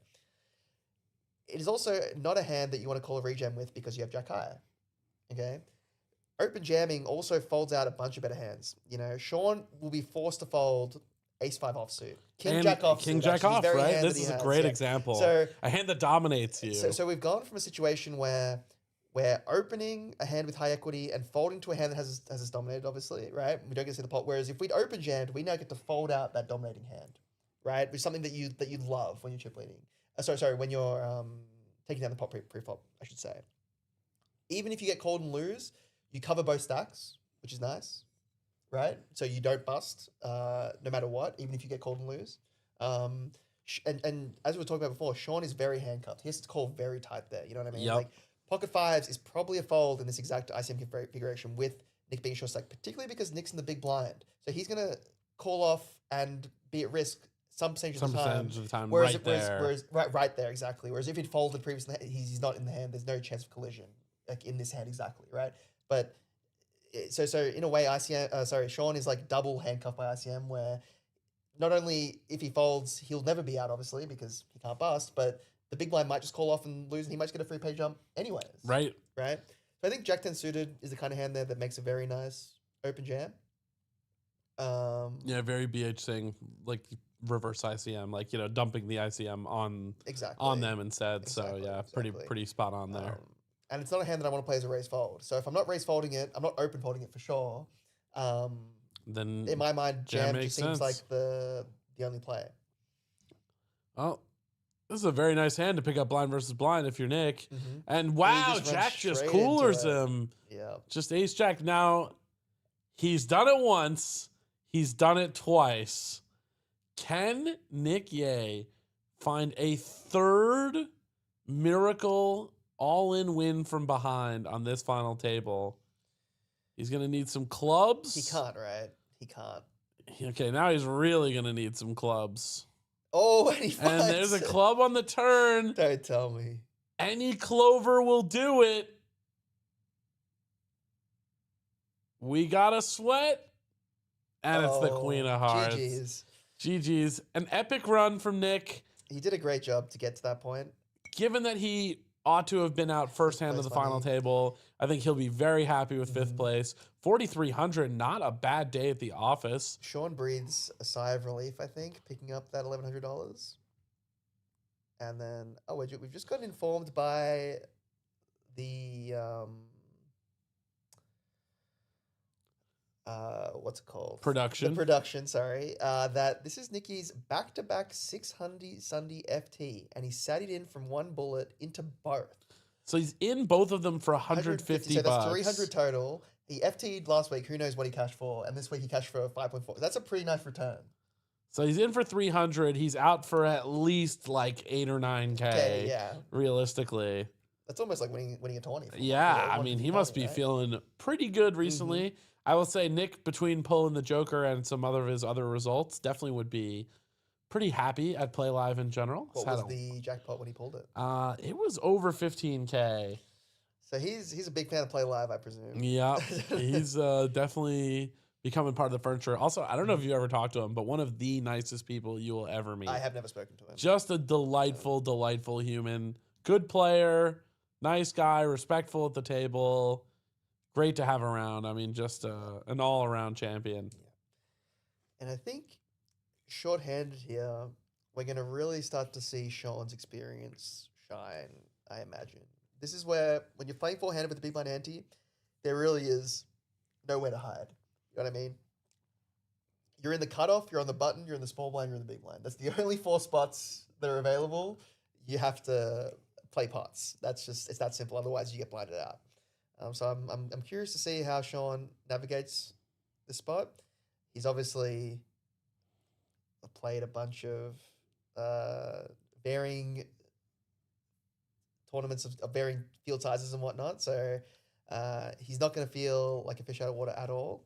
And I'm curious to see how he... That's one thing I give Sean credit for. You know, he's playing the 5Ks and all the high rollers, but I mean, he shows up every Sunday. He's a grinder, bro. Yeah. He's a grinder. That's just he loves playing. That's just it. He puts in the volume, you know. Yeah. He's won some of our high rollers before. Won the 2K Super Stack most recently, and he's also won this tournament before, and he's won some 250 weeklies before, you know. I mean, he's I think that's definitely my weakness as a poker player is I'm quite lazy, so I don't put in necessarily the hours that I probably should, and that's something that I find it's a pretty it's a very important trait because you have to play if you want to make money. It's that simple. Like you can't just volume is a key volume is key. Yeah, portion of the equation, right? Volume also irons out that variance that is such a big problem if you're doing this job. If you're doing this as a job, I should say. So the next pay jump from 4th to 3rd, 2.3K. So this is our first really, really juicy pay jump. 4 full buy-ins. I'm not sure if you caught that there, but Jack actually a 3.5x pocket ace there on the button. Maybe possibly a bit of a sizing tell. Definitely something for the players to pick up on.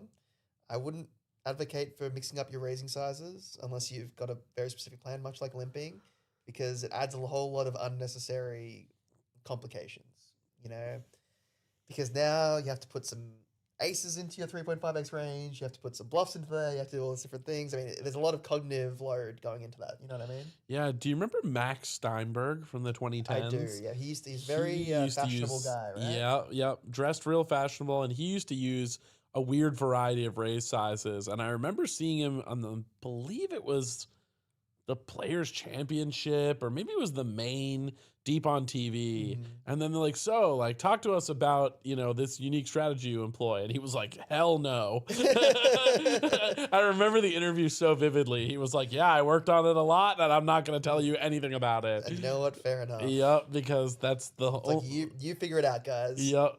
It's like the reason that it works is I'm the only one that knows what it is. He's actually a chess player as well. Yeah, and so I believe he'd done quite a bit of prep on that back in the day. I will say that if you are gonna mix up these different strategies, you have to be doing it with a purpose. You know what I mean? You can't just be doing it willy nilly, just playing it by ear, because there's a reason why min raising is the highest EV strategy, and then you have to justify your new strategy that you're doing with the fact that people don't play as well against it, right? And you have to know what you're doing, because otherwise you might just find yourself exploiting yourself in a way. Yeah, the good old you played yourself. And now Yanni has Jack 10 suited, and this is a spot where you should just open. The reason why it was a little bit different before is because of the effective stack sizes. Here, when you're 35 bigs effective, now I just don't think you'd play any Henderson jam, just because you're risking too much. Yeah, with Jack in the big blind, you don't want to jam and then randomly just run into aces and just be out as the secondary big stack. So it's pretty reasonable open. King 6-0, one of the solver classic hands. Yeah, definitely a consideration to 3-bet here as a chip leader. I bet the computer would do it. Start putting some pressure on that mid stack. I think given the way that Jack's been playing, I would expect a call, but you never know sometimes. And just as I say that, I get my foot in my mouth. Yeah. He does decide to 3-bet, and I do like the 3-bet. I don't love the sizing, but he's definitely chosen the right hand class for sure. I think against 5 big blinds, you're just forced to put more money in as Yanni. You're just forced to call. And this is why I like to go a little bit bigger here if I've got King 6, just because, I'm definitely bluffing, right? So I would love that fold. And folding out a hand like Jack 10 suited, if you make it 7 bigs, is really quite nice. Because as you can see, Jack 10 suited has quite a large share of the pot, and they're in position on you. So, but we go to a flop. Pretty reasonable. I think you're just forced to call versus that small sizing. And he gets a board where he's likely to win. Ace high rainbow board. Outside of just randomly smashing the flop with your King 6, this is like the dream board, right? And you're kind of seeing the power of 3-betting here versus just flatting. If we just flatted, we're out of position on this board and we're just forced to check fold. And here we've actually juiced the pot up a little bit and we get to take it down. That being said, I think his c-bet sizing is like a little bit too big for the situation. Yanni's going to be playing very fiddle fold on this board. I think a very tiny c-bet is going to do the job. But, you are bluffing. You want to put a little bit extra juice on it just to make sure they think twice before floating with their backdoor or whatever. I don't hate it either. A lot of the stuff that I'm talking about, the minutia, the nitpick, it's all very close one way or the other. You know what I mean? So it's not really like a huge mistake to do one thing or the other. I think as long as you've got a general concept of your strategy and you're implementing it well, you can kind of... It's more than enough. It's more than enough, yeah. Yeah. I mean, we have 4 pretty experienced players left, so, the nitpicks is really where the difference in strategies comes from. Exactly. I suppose, yeah. Like, none of these players are just going to be absolutely torching their stacks, you know. They all have some familiarity with how to navigate these spots. Absolutely. Here's an awkward one. In the cutoff, King 6 of Hearts for Hao Zhang. Opening into 2 chip leaders. Never fun. Does do it, though. I think I might find myself a fold personally, but that could also just be wrong. I think that folding would be a little bit too nitty. Tight, just a little bit. Yeah. There are arguments for it, because if you fold, you're now leaving the option open for Sean to beat him the button. Correct, and get into potentially a potential bust. collision. But given that, and Jack goes for it, so you got quite an aggressive small blind here. I like his 3-bet sizing against this stack size. This is much better, because now you actually do have some fold equity, because Hao essentially has to commit almost a third of his stack. So he's pretty much jamming or folding. Yeah, here. so he's got the right idea. This is also a weird one, though, because if you get 4-bet jammed on, it's tough to know what to do. He does just fold, which I like in that spot. But yeah, it's like, he's chosen like a bit of a weird hand class. I think he's planning on 3-bet folding that for 5.5 bigs. Yeah, I reckon. For 5 bigs. I think that's probably the prudent, but it is an ugly spot when you do get jammed on the in the cutoff for small blind spot, particularly when you could just reasonably jam, even though you're 30 effective with Yanni. He's very, very infrequently going to call there. With the ICM the way that it is, I think if you rip there, Jacks and 10s would be a very close spot to calling off. Couple shout outs here while we have a moment. Next week, we got the Golden Ticket Mystery Bounty. Explained the concept earlier in the stream, but Monday, Tuesday, Wednesday, Thursday, and Friday, we're running it every single day. 50K guaranteed on it. If you bag multiple times, you pull your own mystery bounty. Just to pause you, that Jack has picked up with aces the bullets on the button after just running some bluffs. He's card racking, ideal, right? I was just talking about this before. It's like, it's not fair. The chip leader's got all the advantages, and then when you give them the good cards, it's very hard to... and Yanni has King Queen. And he's very much a non-believer. This is a bit of a cooler. Going all in here is definitely reasonable. Just calling, also perfectly reasonable. Not sure what's better between jamming and calling, honestly. But calling has definitely worked out well for him in this exact scenario. Hopefully the board doesn't come king high or whatnot. But yeah, okay. So that's quite nice for Yanni. He's not going to lose too much money here. He might float one with the king of diamonds and some backdoors, some other backdoors. But let's just see what sizing Jack goes here. I would love to see a very, very small bet from Jack with a hand like aces. Yanni leads, which I don't actually hate. It's not ideal against the chip leader at a position. With ICM, you really don't want to be mixing in too many of these pots, like inflating the pot out of position. That being said, this hand that he's got is quite a nice hand to do this with. He does get raised with aces. I like this raise with aces, and yeah, Yanni's probably just gonna throw this one to the mark.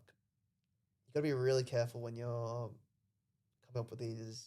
It adds a lot of complexities. These different leading strategies and whatnot, like leading, limping, like 3.5xing. You got to remember, every time you put a hand into an unconventional line, you're taking out hands from the regular line. You know what I mean? So, for example, when you limp pre-flop, those hands are now no longer in your raising range, which affects the composition of your raising range. So if you limp with aces, for example, now you no longer have aces when you raise, right?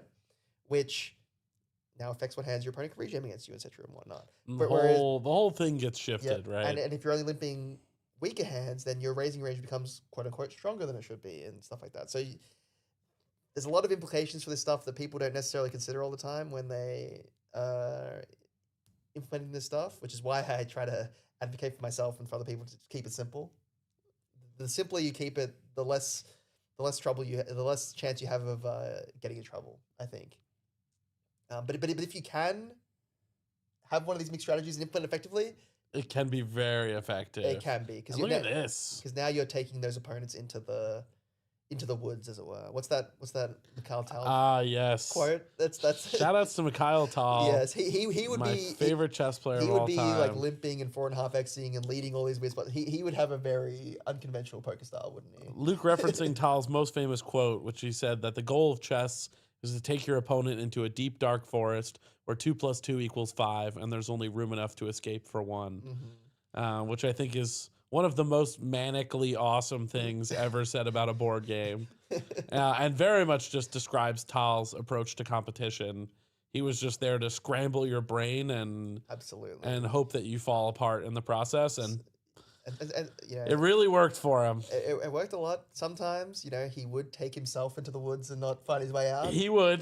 And I think that's probably the apt comparison for poker as well, where it's like, you don't want to take yourself into the woods and then not be the one that's finding his way out. You know what I mean? So if you know what you're doing, that's great. But if you don't, then just try to maybe stick to what's more conventional. Tal's kryptonite, famously, my good friend Yasser Sarawan.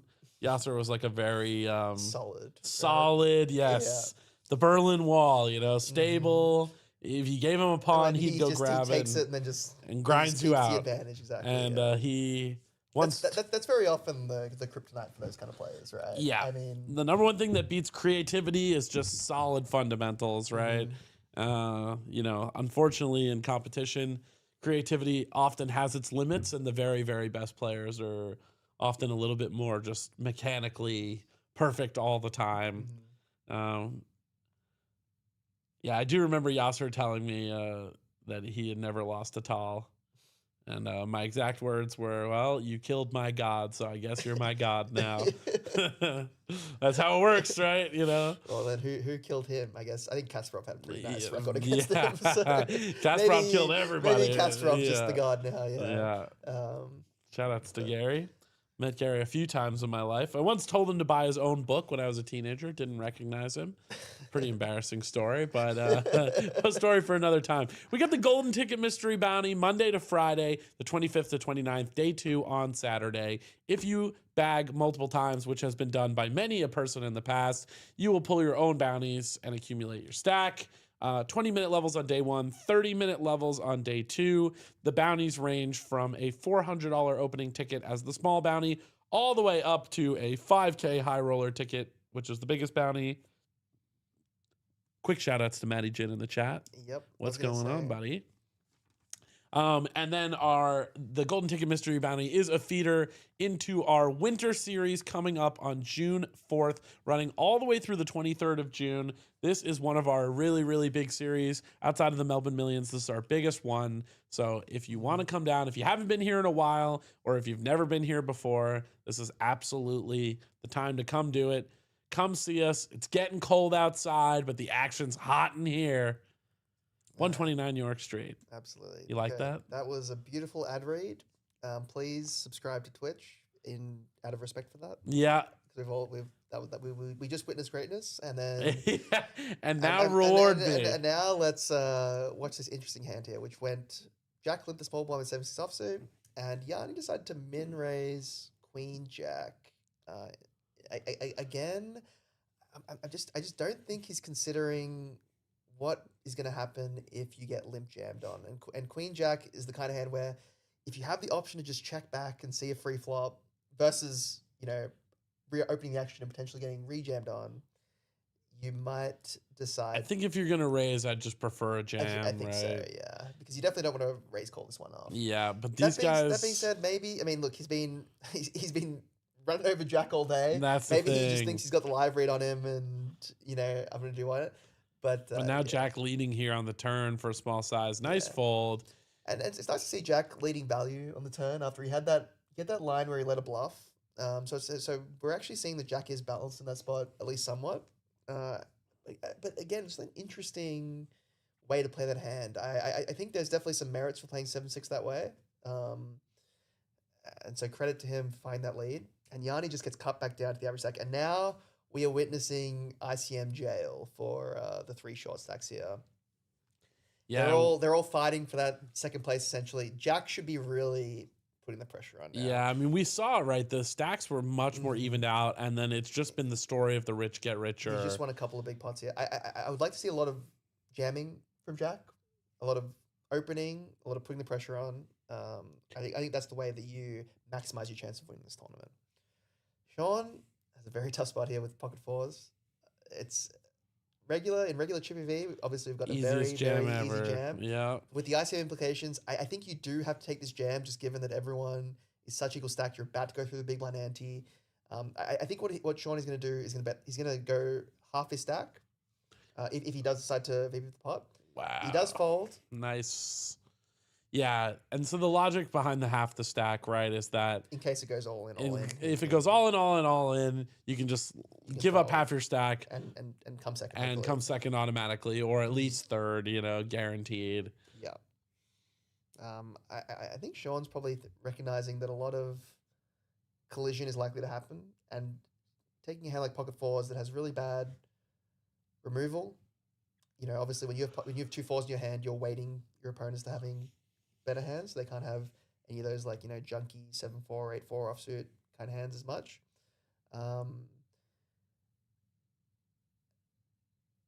And there is a collision of some sorts here, but not really quite what Sean wanted. I think he would have preferred Yanni to have jammed and how to have called his ace 5. See, seeing this hand makes me think that Sean probably should have actually jammed his pocket 4s. Because I think if you're playing on a table with some more aggressive players, Yanni has what I would say a very clear jam here with Queen on offsuit. And because he's playing it more aggressive pre-flop, there's more likely to be collision, right? The fact that he played that hand passively like that means that your jam gets through more often. Well, means that they're less likely to eliminate each other. Yeah. So now you picking up the chips in this spot is worth more because you're not getting the upside of you folding and them potentially busting each other out. So when you've got more passive players on the table, sometimes that behooves you to be a little bit more aggressive as the shorter stack. But obviously Sean can't know that. They throw paper, so you throw scissors. You know what I mean? And then the flip side of that is if you're on a more aggressive file table with short stacks who are maybe getting into spots where they shouldn't get, then you might want to play a little bit tighter, right? Because now you're letting those guys bust each other. Luke never in ICM jail because it's only for poor people and he never loses. So I don't know about. I think we were just talking about how I was chip leader of the 5K day to Aussie Millions with 21 left, and I came a cool 10th. A whopping 10th. So, which is about as bad as you can do. From that spot, yeah. Because the first 3 or 4 people just bust because they're short or whatever, and then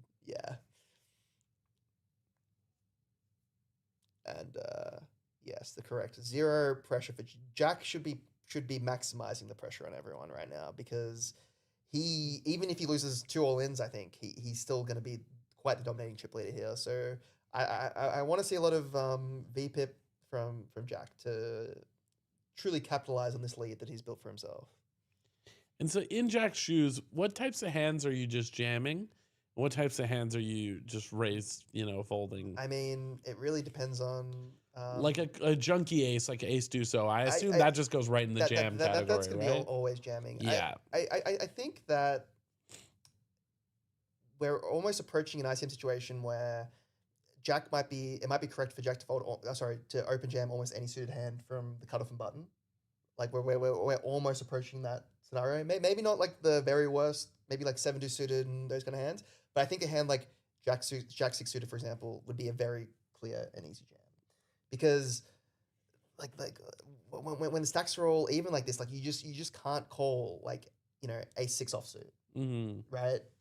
And then when all 3 players remaining are only calling off a top 10% of hands or whatever, it's just working 90% of the time. It's working well. And even when you get called, you still win 30% of the time or whatever it is. So it's like. So I think Jack should be playing a super polarized strategy. I would be inducing hands like ace 10 off and that kind of stuff, because your stack can withstand losing it all in. So you're kind of trying to maximize that. So it'd be maybe ace 10 off plus pocket 7s plus is what you're inducing. and then your boss would come from like I'm talking about the most junkiest of junk. You know what I mean? Like King 3 offsuit. Oh no, King 3 offsuit is probably just a jam. So maybe even something like Queen 3 offsuit, Jack Deuce offsuit. You know, those are the min 6-4 offsuit. They're your min raise folds in this spot, and that's just because this is quite the extreme ICM situation in this spot. I would say, yeah. Now look, I don't expect Jack to find a lot of this stuff because it feels a bit spewy. When you're in the cutoff with 9-6 suited and like, oh, I'm just gonna go all in now, yeah. But I believe that probably would be the correct play. Especially like you're on a live FT, it's being live streamed, right? Like you might think like, oh my god, like my friends are watching. Am I going to embarrass myself, or like, am I making the right play or whatever? But you just have to do what you think is right. In the end. Now you've been obviously on this stream table quite a bit. You've won some tournaments and stuff. How nice are those chairs? It's you've got quite the fantastic stream setup here, I would say. Shout outs to Guy for helping us build that. He did a fantastic job. I mean, and shout outs to Maddie Marshall, the sensei, teaching Guy the ways, and all the managers who helped unload the box. The guy's done a great job. I will say, compared to the Aussie Millions live stream, this is far and away. I just the lighting, I don't want to say the commentary. They did have some good commentators. The great commentators. Yeah, but like, I mean, it was quite tilting watching the stream sometimes, honestly. But from my perspective as a player, anyways, I would have liked to have seen a little bit more effort go into the production, honestly. You know what I mean, in a way. But they did it.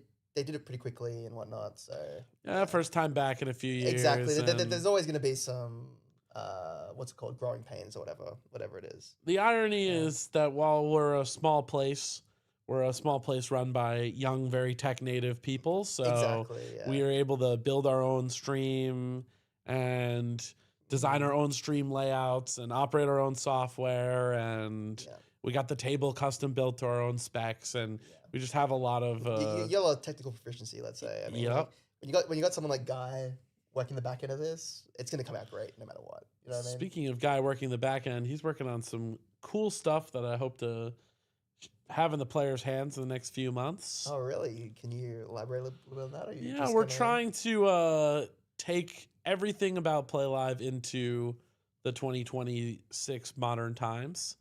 I do think that the era of the future for poker is in integrated software, where I mean, obviously the World Series, for example, now everything is done through the WSOP app, and how nice is that? Their app is amazing.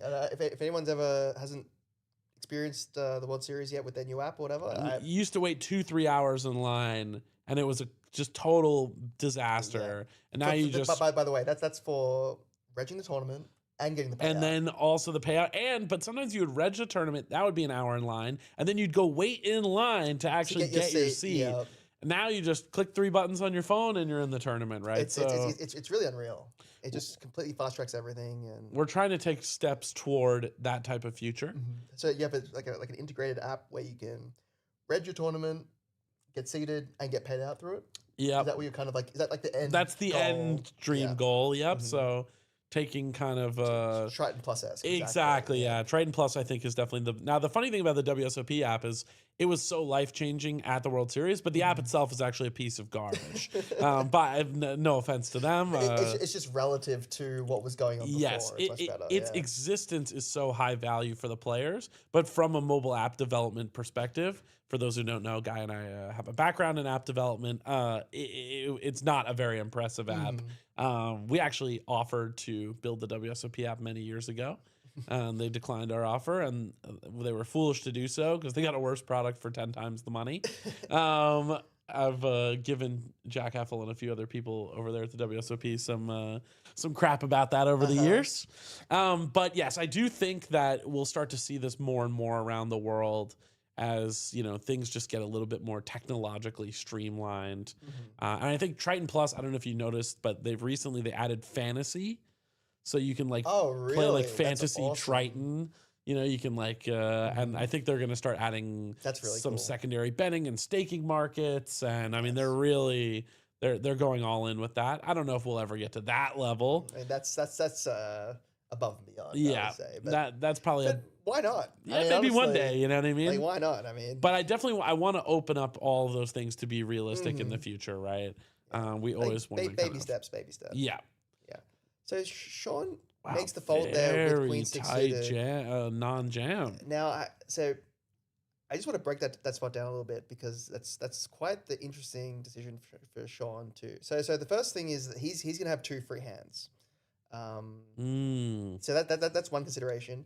I also think that that's a hand that if he was up against a chip leader who he maybe thought was a bit more in tune with the strategy of final tables, he definitely would have taken that jam because Jack wants to keep Sean alive. He actually wants to keep the situation going for as long as possible. The more short stacks there are, the four-way dynamic. So it's actually a spot there where Jack might fold a little bit tighter than he's supposed to, if he's aware of that, right? That's a bit of a niche kind of strategic nuance, which I wouldn't expect every single player to completely grasp. I mean that Do you want to tell your Michael Adamo story? Oh, I mean, I got very, very first-hand experience of this exact dynamic when I was on the 5K FT with Adamo. I think it was maybe a year ago at Last this point. year? Yeah. Yeah, where me and Adamo go into the FT. It was like 7 paid, 9 left or whatever. He's got 150 big blinds. I've got like 100 big blinds, and everyone else is like below 30 big blinds kind of thing, right? So it's like a real interesting stat distribution, and we're on the bubble as well. And the bubble was actually, I think it was a 3.5x min cash. So really important to hit that cash. And for the next, I want to say 4 hours, Adamo proceeded to, I shouldn't use this word on stream, but he proceeded to butt fuck us for, and he was doing it in such a, I mean, there were times where he would open and like a 4 big blind stack would rejam on him and he would fold because he wanted to keep the situation going because he was picking up so many free chips in all these other spots. And the short stacks weren't exactly picking up on this because if they were, they would be obviously rejam running wider and picking up all these free chips. But because they were only doing it with the very tip-top nutted end of their range, right? Yes, Travis, that is the correct technical term. Because they were doing it so infrequently that he just wanted to keep the situation going. And me, as the mid-stack, obviously, as the 4 hours went on, my 100 big blinds went down to, 25 big blinds, right? I'm super handcuffed because min caching is so important for me as my chip stack is second in chips, right? And if I rejam on him, he can actually call off correctly because actually he can make a decent amount of chips off calling. So he's not incentivized to keep me alive. Right, he's only incentivized to keep the other super short stacks alive. He's more incentivized to keep them alive, anyways, I should say. And he maneuvered his stack really well, and it ended up being, I think when the bubble was burst, I burst the bubble with aces against Egan's, I think Queen Jack offsuit. He jammed 3.5 bigs into Adamo's big blind, and Adamo was folding 100% of hands. I think if Adamo had aces, he would have folded to keep the situation going. But I luckily woke up with aces and burst the bubble. After it was all said and done, there was I think there was 4 sub 10 big blind stacks. I was sitting there with maybe 20 bigs after stacking this guy with aces, and then Adamo was sitting there with 130 big blinds. And he just automatically won the tournament. And he just won the tournament. It's funny because it's a fun spot for you because you did get second. I did. And you get second so often I do. by just letting him do the thing. And the nice thing is heads up is so high variance that you can come in as a 5-1 chip underdog and just randomly win. Absolutely. But I think he just really played it so masterfully. Honestly, that's what it was. That's what it was like when you're sitting there just watching it happen, right? And you're just I remember you texted me, you're like, I'm on this 5K FT and I'm getting a free lesson right now. And I was like, what do you mean? Because I don't even I would take it to the extent that he took it at. You know what I mean? Like he really was just raise folding and then letting these guys live to maintain the situation. And it was just, it was really perfectly played. And I mean, he was rewarded with the win. So credit to and look at this. Jack opens. Hao Jong finds the jam with the King 9-0. Yeah. So this is a spot where if Jack had just open jammed his Queen 2 suited, it might have just gotten through. Yep. Right. But instead he's had to raise, and now has to call off. He has to call off, and now we're in an all-in situation, right? And he flops a flush draw. Queen deuce or a heart. 10 is not going to do it. He's going to need a queen, a deuce, Sean or is, a heart. Sean is begging for a heart right now.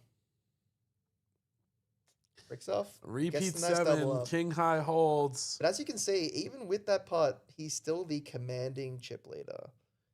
You know,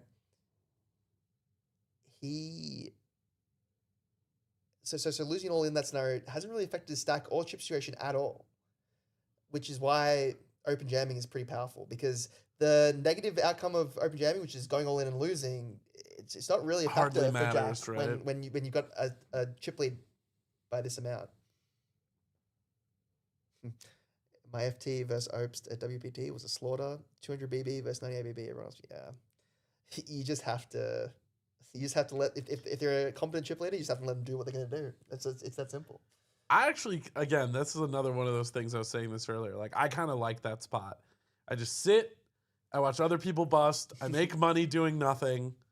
You play back at them once in a while, just to let them know you're just to there. let them know you're there, that you're not afraid. Mm-hmm. You're respecting the ICM spot, but you're not scared.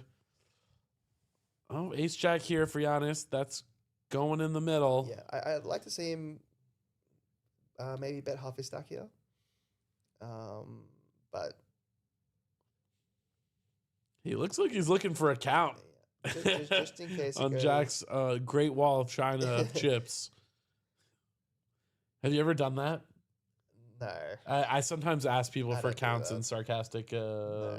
moments. I You don't can, do you can that. get some pretty funny scenarios. I don't do that. And here's a weird one It is. for Sean Ragazzini. King 9 suited. Yanni's supposed to be jamming a little bit looser here just because he's about to go through that big blind ante. And Sean does cover as well. Yeah. So counterintuitively, you actually want to go a little bit wider in this spot of Sean, just because if you manage to stack Yanni, you relieve the ICM pressure on yourself a little bit. And the chip leader is obviously, as we've just talked about, not incentivized to call off this jam very wide at all. That being said, I think King 9 suited is just a little bit too weak. I think King Jack suited might have seen a call there. But King 9 suited, yeah, definitely a little bit too weak. So the grind continues. And now Sean finds himself as the clear shortest. And I think if that Queen 6-9 spot shows up again, he will take that jam now.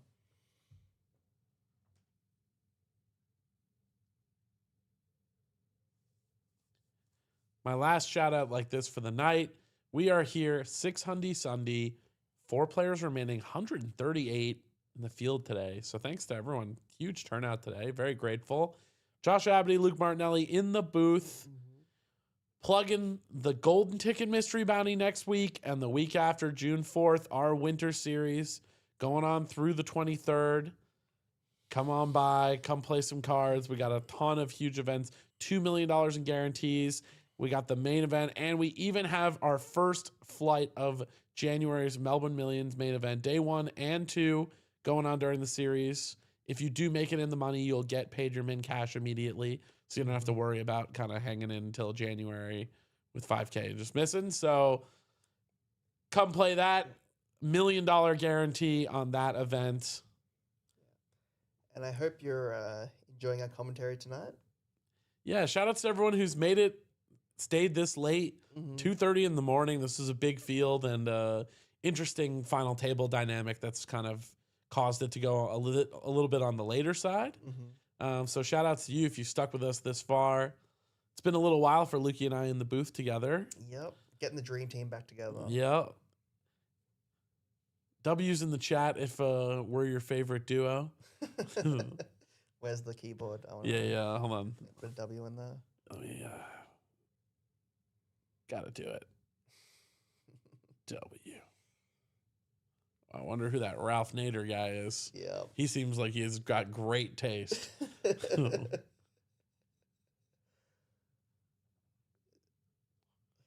Always brilliant to have Luke commentate. It's so insightful and technical. It's true. I do believe someone texted you no free coaching once in one of our streams together. It said you're giving away too much good stuff. I've had to turn it back a little bit. I am trying to, I'm trying to remain informative and entertaining, just riding that line. It's a balancing act. I definitely trend more toward entertaining myself. Katie with the W, beautiful. Thank you very much. And Jack just gets he's really card wrecking this. He's had a Yeah, pocket pair, pocket, sevens, nines, aces. What else can this man get? Love hearing these ICM strategies and dynamics. Yeah, appreciate it. I totally agree, by the way. I think that the cool ICM stuff is like the most interesting thing in all of poker. These unique configurations. There's so many different ones, right? Every final table is different. You have people that are different levels of aware of these concepts, and that affects the way the game flow goes. Look at this. Jose doing every job in the venue. Wow. Managing, TDing, running registration desk. What a workhorse. Doing admin work, delivering us beers, and now closing up by dealing the final table. What are you doing to this guy? How is he so just... You must have something on him. Is he in the... Yes, it's called I compensate him very well for his time. That's what I have on him. No, he really is insane. How much to actually get coached by Luke? We have a serious question here. Luke does do some private coaching. I do some coaching. The way I generally price my coaching is based on the skill level of the player. If I'm likely to come up against you in like a small field 5K or something like that, I am likely to charge you a little bit more than if I think you're an up and coming player or whatnot. But yeah, I generally just do it on a case by case basis. We have an all in and a call here. So jam seems like a pretty standard hand by both players. From Hao Jong with the Jack 10. Sean, quick call with the ace high. Sean Ragazzini is currently in front, but he is at risk for his tournament life. He's King holding 5 deuce. So far, so good if you're Sean Ragazzini. Yep. It's going to be a jack or a 10 to send Ragazzini to the rail, and that's not going to do it, so that's a double. Jose machine gunning those cards out. He wants to go home. And he doubles to second place. So Sean now on 13 bigs. Poor Jose, after this is over, is going to then have to close up the shop, turn off all the lights and, TVs and secure everything. And good job, Jose. Yeah. I mean, obviously, we're here, so I will help with some of these things, to be clear. Yep, he's definitely working the what's that expression? Breaking the midnight oil, burning the midnight oil, burning the midnight oil, burning the midnight oil, or the 2:30 a.m. oil. Yeah, but just to cap off the answer to that question, I generally charge an hourly plus a small free roll of action, just so I'm a little bit more incentivized when you're at a series or whatnot and you're messaging me hands. I'm a little bit more incentivized to get in the mix about it and whatnot. How would someone contact you about it? Just add me on Facebook and send me a message, and we can see. I'm a little bit busy in the coming weeks. I'm going to Vietnam for a series, and then I'm going to go to Japan for a holiday, and then I'm going to go to the World Series after that. So I'm a little busy. You're back here for the winter. Yeah, I'm sorry. I'm back here for the winter, and then straight to WSOP. I'm back here for a week of the Winter Series, and then I'm straight into WSOP. So I'm a little bit busy for the next few months, but I'm always looking for new people, and yeah, I've definitely been enjoying my coaching. I've only been doing it for like maybe a year and a half now, but I've been it's crazy. It's been a little bit, right? Yeah, some of your students it's pretty rewarding, and it's also like just it doubles the studying for myself. It forces you to prepare lesson plans and stuff, right? Which means you have to look at the solver, look at some ranges I maybe haven't seen. You haven't looked at in a while. Exactly, and brush up on different spots. Okay, Giannis has Hao Jong at risk. Jack 10 versus King 10. Hao is currently holding Jack or an 8.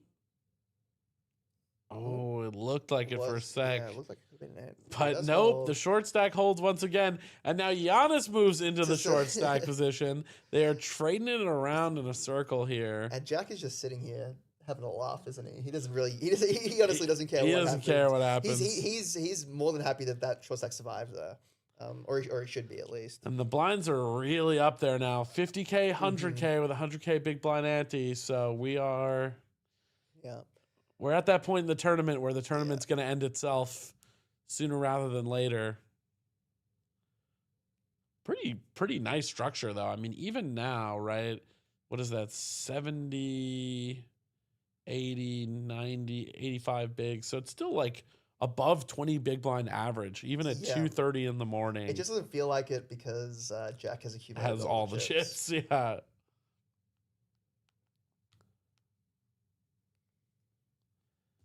Sean with the queen 8 suited does just let it go. It was queen 6 suited. Oh, queen 6. Sorry. And given that he folded blind v blind earlier, I think that on the button it's going to be an easy fold. And, nice. Jack just jamming any 2 there, getting rewarded. Yanni probably was meant to call that, right? Jack high, 4 bigs. I don't know. Probably is the clear shortest. It's a bit tricky though with the ICM, I guess. Maybe you think that these 10 big blind stacks, maybe you're just hoping for a better spot. But I mean, he is jamming 82, and Jack high will very often. Jack high beats any 2, right? I guess so. By quite a bit, you know.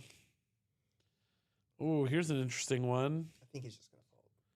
Think just a fold? Could also just make it 2.4 bigs, right? Oh, you go for a min raise? Yeah. I think this is like a little bit too weak to go for a min raise there. But yeah, he does just fold.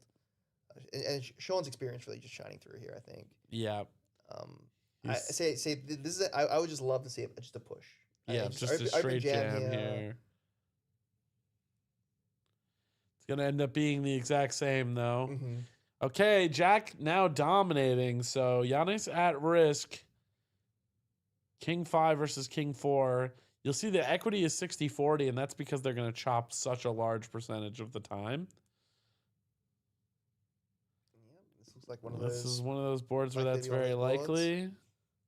Does send a flush draw though, and he backdoors it. Nice. Okay, so Yanni doubles up, and this might sound crazy, but in a way, Jack is almost happy about that outcome, which is so. Given his chip stack in position, he now gets to just maintain this lead over everyone. Picking up those 2.5 big blinds that were in Yanni's stack actually isn't that important relative to the opportunity of being able to just jam and every hand, and the ICM pressure on Sean being so high. So yeah, in a weird way, he's actually happy that backdoor flush has come in. Gotta say, big fan of Giannis. Lovely man. He is. He said some very nice things to me. For the sake of my sleep schedule, I was definitely anti-sweating him there. That's just some 3 a.m. honesty, you know?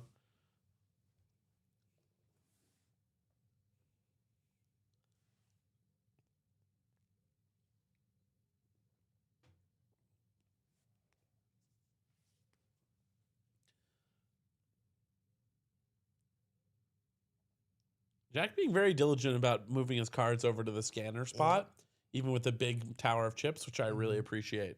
Yeah. So I think Jack has missed an open jam here with Jack 9 offsuit. This is a hand that I think would very clearly fall into a hand that's good enough to just given the situation that's going on.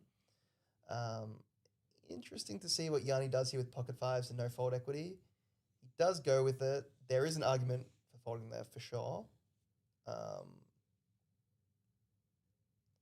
And now Sean's just going to, I think, fold and just let the stacks collide. It is close, though, with ace-8. I do suspect that he's just going to put this in the muck. And this is a spot where if it's Animo min-raising, you might actually go with your ace-8 offsuit because you know that he actually might fold and let this 6.8 big blind stack live. Yep. Which is which is brutal when you're a mid stack like this. And if you know that and the other short stack knows that, ace-8 actually starts looking pretty good against his jamming range. That being said, I think against most people, like Jack's just going to side snap this off, and just because he's missing that strategic nuance that the top players have, which I'm not expecting almost anyone to play it like that. Like that's just like I'd be missing that next nuance level, too. Yeah, that's next level. That's next level tournament poker. He does flick it in, yeah, as expected. What do the kids say? That's peak. And Sean's like, please, Jesus, put a Jack 9. And he actually would have outflopped the 5s as well. Oh, and the short stack lives, and the grind continues. Again, Jack's actually not that sad about the situation. Now that pot's a little bit bigger, so it actually might have been nice to pick up those chips. But again, like, this spot is absolutely beautiful for him right now. But to fully take advantage of it, he really needs to start finding some of these pushes. I think if he really wants to put the max pressure on and really maximize his chance of coming first.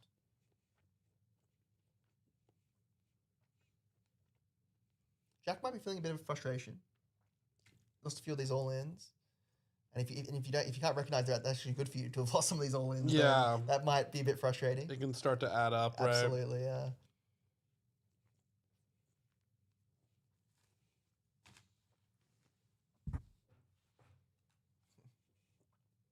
It's just been a really fun FT, huh? Just a lot of all-ins, a lot of action. Yeah, it's been a spicy one. Mm-hmm.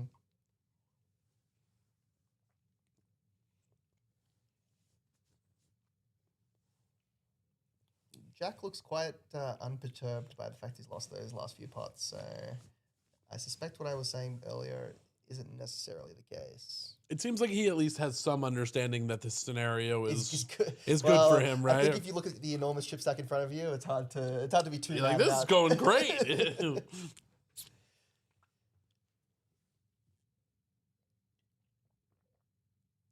Do have a jam here. For Mr. Ragazzini, he's going to take that one down. That feels great. Every pot counts when you're one of these three short stacks fighting to not get fourth. And again, we're talking a 4 buy-in pay jump to third. Almost 2.5K. And then it's like a 4-point-something K pay jump to second. So, I mean, these big blinds, they're worth so much, right? Hundreds and hundreds of dollars for each big blind. So every chip in your stack is just invaluable.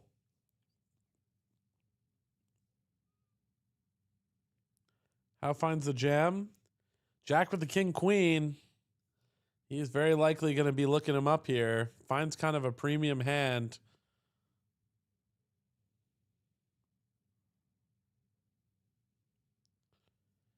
Giannis with the Jack 10-0. Gonna find, I think, a pretty easy fold. Okay, so we have Haojong all in at risk, dominated. Now this is one where Jack finally wants to just win the all in, get his ladder, extend his chip lead.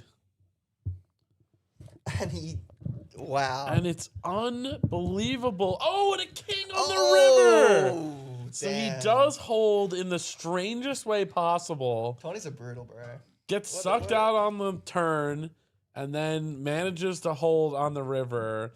So that is GG's to Haojong in fourth place. A nice run. A damn good result. I think he's going to be a bit frustrated just because he could have easily gotten second, right? When you're in this three-way dynamic. I think that's true of almost any of these short stacks, yeah, right? No matter who it is that goes out in fourth, they're going to be frustrated. They're going to be frustrated. And whoever goes out in third is going to be like, oh, you know. And then whoever. It's better than fourth. Yeah. And then whoever makes it heads up. Yeah, they feel like they've won. They feel like they win the tournament. Yeah. Absolutely.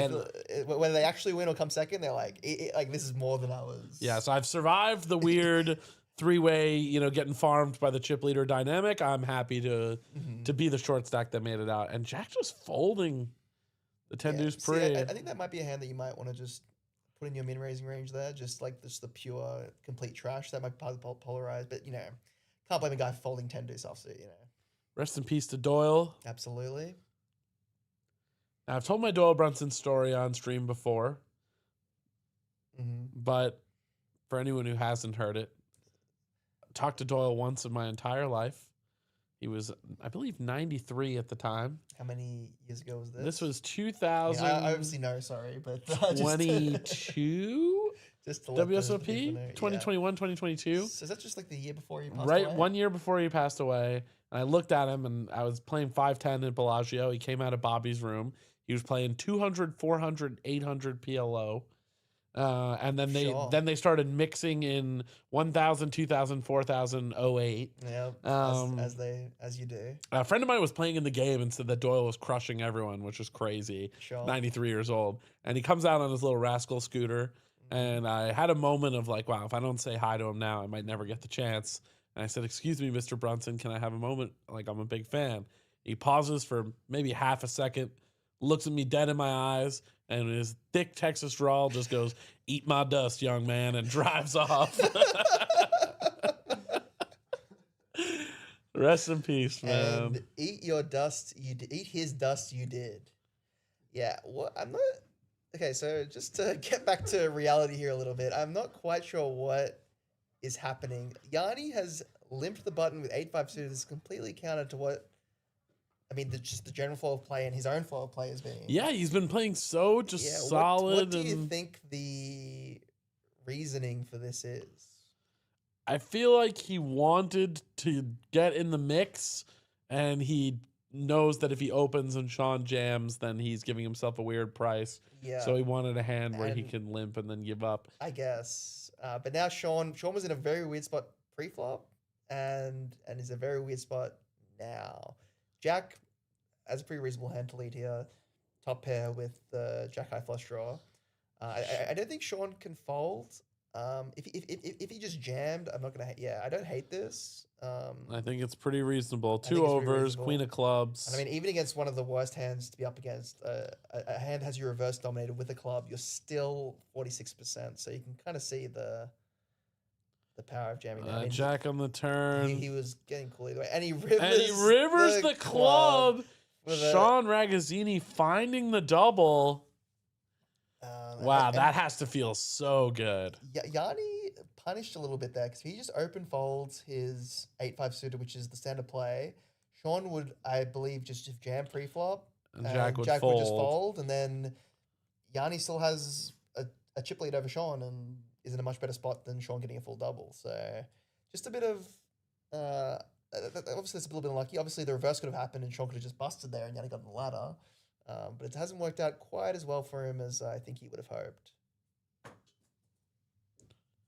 Heads up is a free roll at this point. Yeah, it's so true, right? When you're one of the short stacks, when you're the one that makes it heads up, you're just like, well, whatever happens. I'm just happy to be here. In the immortal words of my friend Jason Ty, shout outs to Jason, I'm just happy to be here. Yeah. Said in a little bit of a different context. But, you know, the sentiment remains. The sentiment remains and applies. Oh, okay. Oh, just a flat. Yeah, so I think the way this hand probably should have gone is maybe jam followed by a call all in pre-flop. As it stands, Yanni's been saved by that scenario. He does flop a gut shot and backdoor flush draw though. Now, these two have been battling all day, right? Jack turns a flush draw while Yanni turns a double gutter. Oh, wow. And they've just been, I mean, I wouldn't even be surprised to see bet and just a jam from Yanni to stick it in his eye just because they've have this dynamic that's been brewing this whole final table. You've got such an aggressive chip leader. He does just call. Does opt for the call. There's a 6. Okay, I'd love to see a check from Jack here, I think. Obviously, results-oriented wise, a check would definitely be the best play. But, you know, maybe this hand is worth a value jam just because Yanni hasn't raised at any point and he probably would have gone all in with a jack at some point. So a king with a 9 kick and any worse 9x, Yanni's just going to check back. So I think value jamming is probably oh, wow. Yanni does decide to bluff and Jack just plays that to perfection. Gets the absolute max out of him. He didn't jam. He bet half his stack, it looks like. Yeah. He left himself with one big blind behind. So Yanni absolutely crippled. Yeah. If kind of forced the bluff there, I suppose. If you're Sean Ragazzini, you're loving life right now. Mm-hmm. You essentially just watched yourself ladder up to second. Yeah, you just have to play a couple more hands a little bit tight, and then you're into the promised land. I mean, and look at these pay jumps, right? This is where it gets massive. 4,800, right? Or am I reading that correctly? 4,800, right? Yeah. They're battling for a 5-figure score right now. Get that on the Hendon mob. The 5-figure ones are always like the good ones, right? The 6 figures, those are like the amazing ones, you know. But any 5-figure score is like a real. Yeah, I would have really liked to have seen a push here from Jack just to put max ICM pressure on Sean. he he's just opening himself up to getting rejammed on here. I think Sean probably understands that this guy's opening pretty wide on the button. So if he has a hand like, ace 5 offsuit, that would be a hand that probably would just go all in and force you to fold. Whereas if you jam, he now has to fold that hand. That's a very nice fold with the king 9. Yeah, I think he's just aware of the fact that the ladder is just coming. Yep. Sean's just taking his time, waiting for his 5K ladder, lock up the 12.5, and then see what he can do from there. See if he can pull off a miracle. One time. Sean, no stranger to heads up, has won quite a few heads up battles here at Playlive Melbourne. Looks like Yanni's just gone all in blind here. That's what I think has happened. And Sean, in an interesting, usually spot with any hand actually. Yeah, we got a warning from production here that the graphics are going to get a bit messed up this hand. And this is one of those spots where you just hope the chip leader is cooperative and you guys can take him out together. Yeah. Most people will be. Yeah. Because it's in their own best interest as well. So.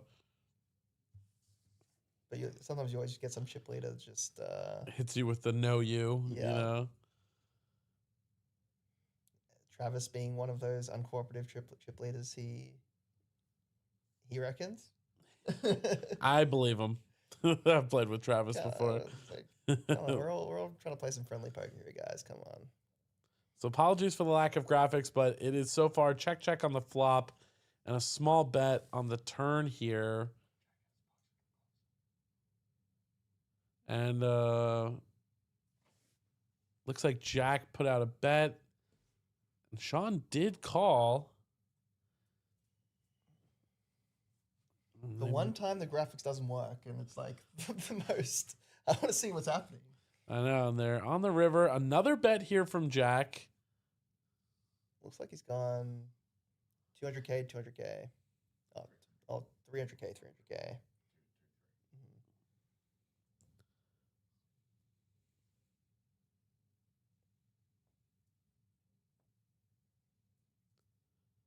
It looks like Sean is tanking here on the river, deciding whether to call or fold. Oh, okay, that's the side pot, and that's the bet from Jack. I see.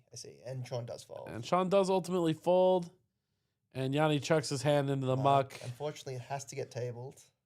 So it's queen high. Queen high for nothing. For Yanni. And we'd love to just take a peek at... And 7-5 of clubs there for a flush. So we are now heads up. The players are going to take a very, very short break. We're not talking anything more than 2 or 3 minutes. So I think we're actually just going to keep chatting and kind of entertaining you guys throughout this break period. Sean, I want to say, has expertly navigated this final table with the stack sizes and the hand distribution he's had. And he's got himself the heads up. I'm sure he was very happy with that, as we were talking about before. I mean, he's feeling like he's winning the tournament, or he's won the tournament effectively from the position that he was in. Absolutely. And anything from here is just it's just a bonus. Yeah, a bit of extra sugar on top, We're gonna take just 90 seconds to grab some water up here. Have a stretch, grab some water. We're not going to break or anything. They're just getting a quick chip count and coloring up. And we'll be back with you in 60 seconds.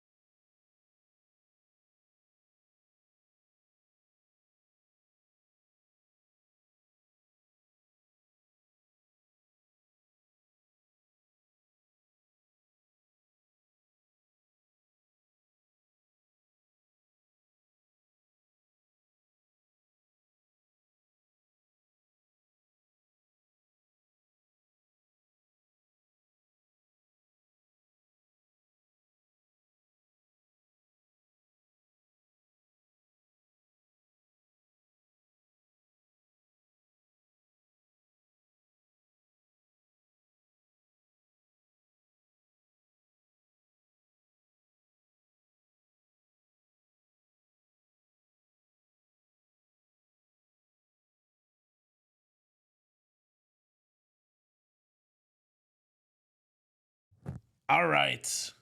Hope you got your water. Hope you stretched it out for one last final time. Josh Abity, Luke Martinelli here in the booth. Heads up action. We got Jack, unknown last name, against Sean Ragazzini. Heads up. It's kind of like Cher right now. Just Yeah. That's what other one name people are there? McLovin, Cher, McLovin. Adele, yeah. Seal. Madonna. Shakira. Jack's up there with.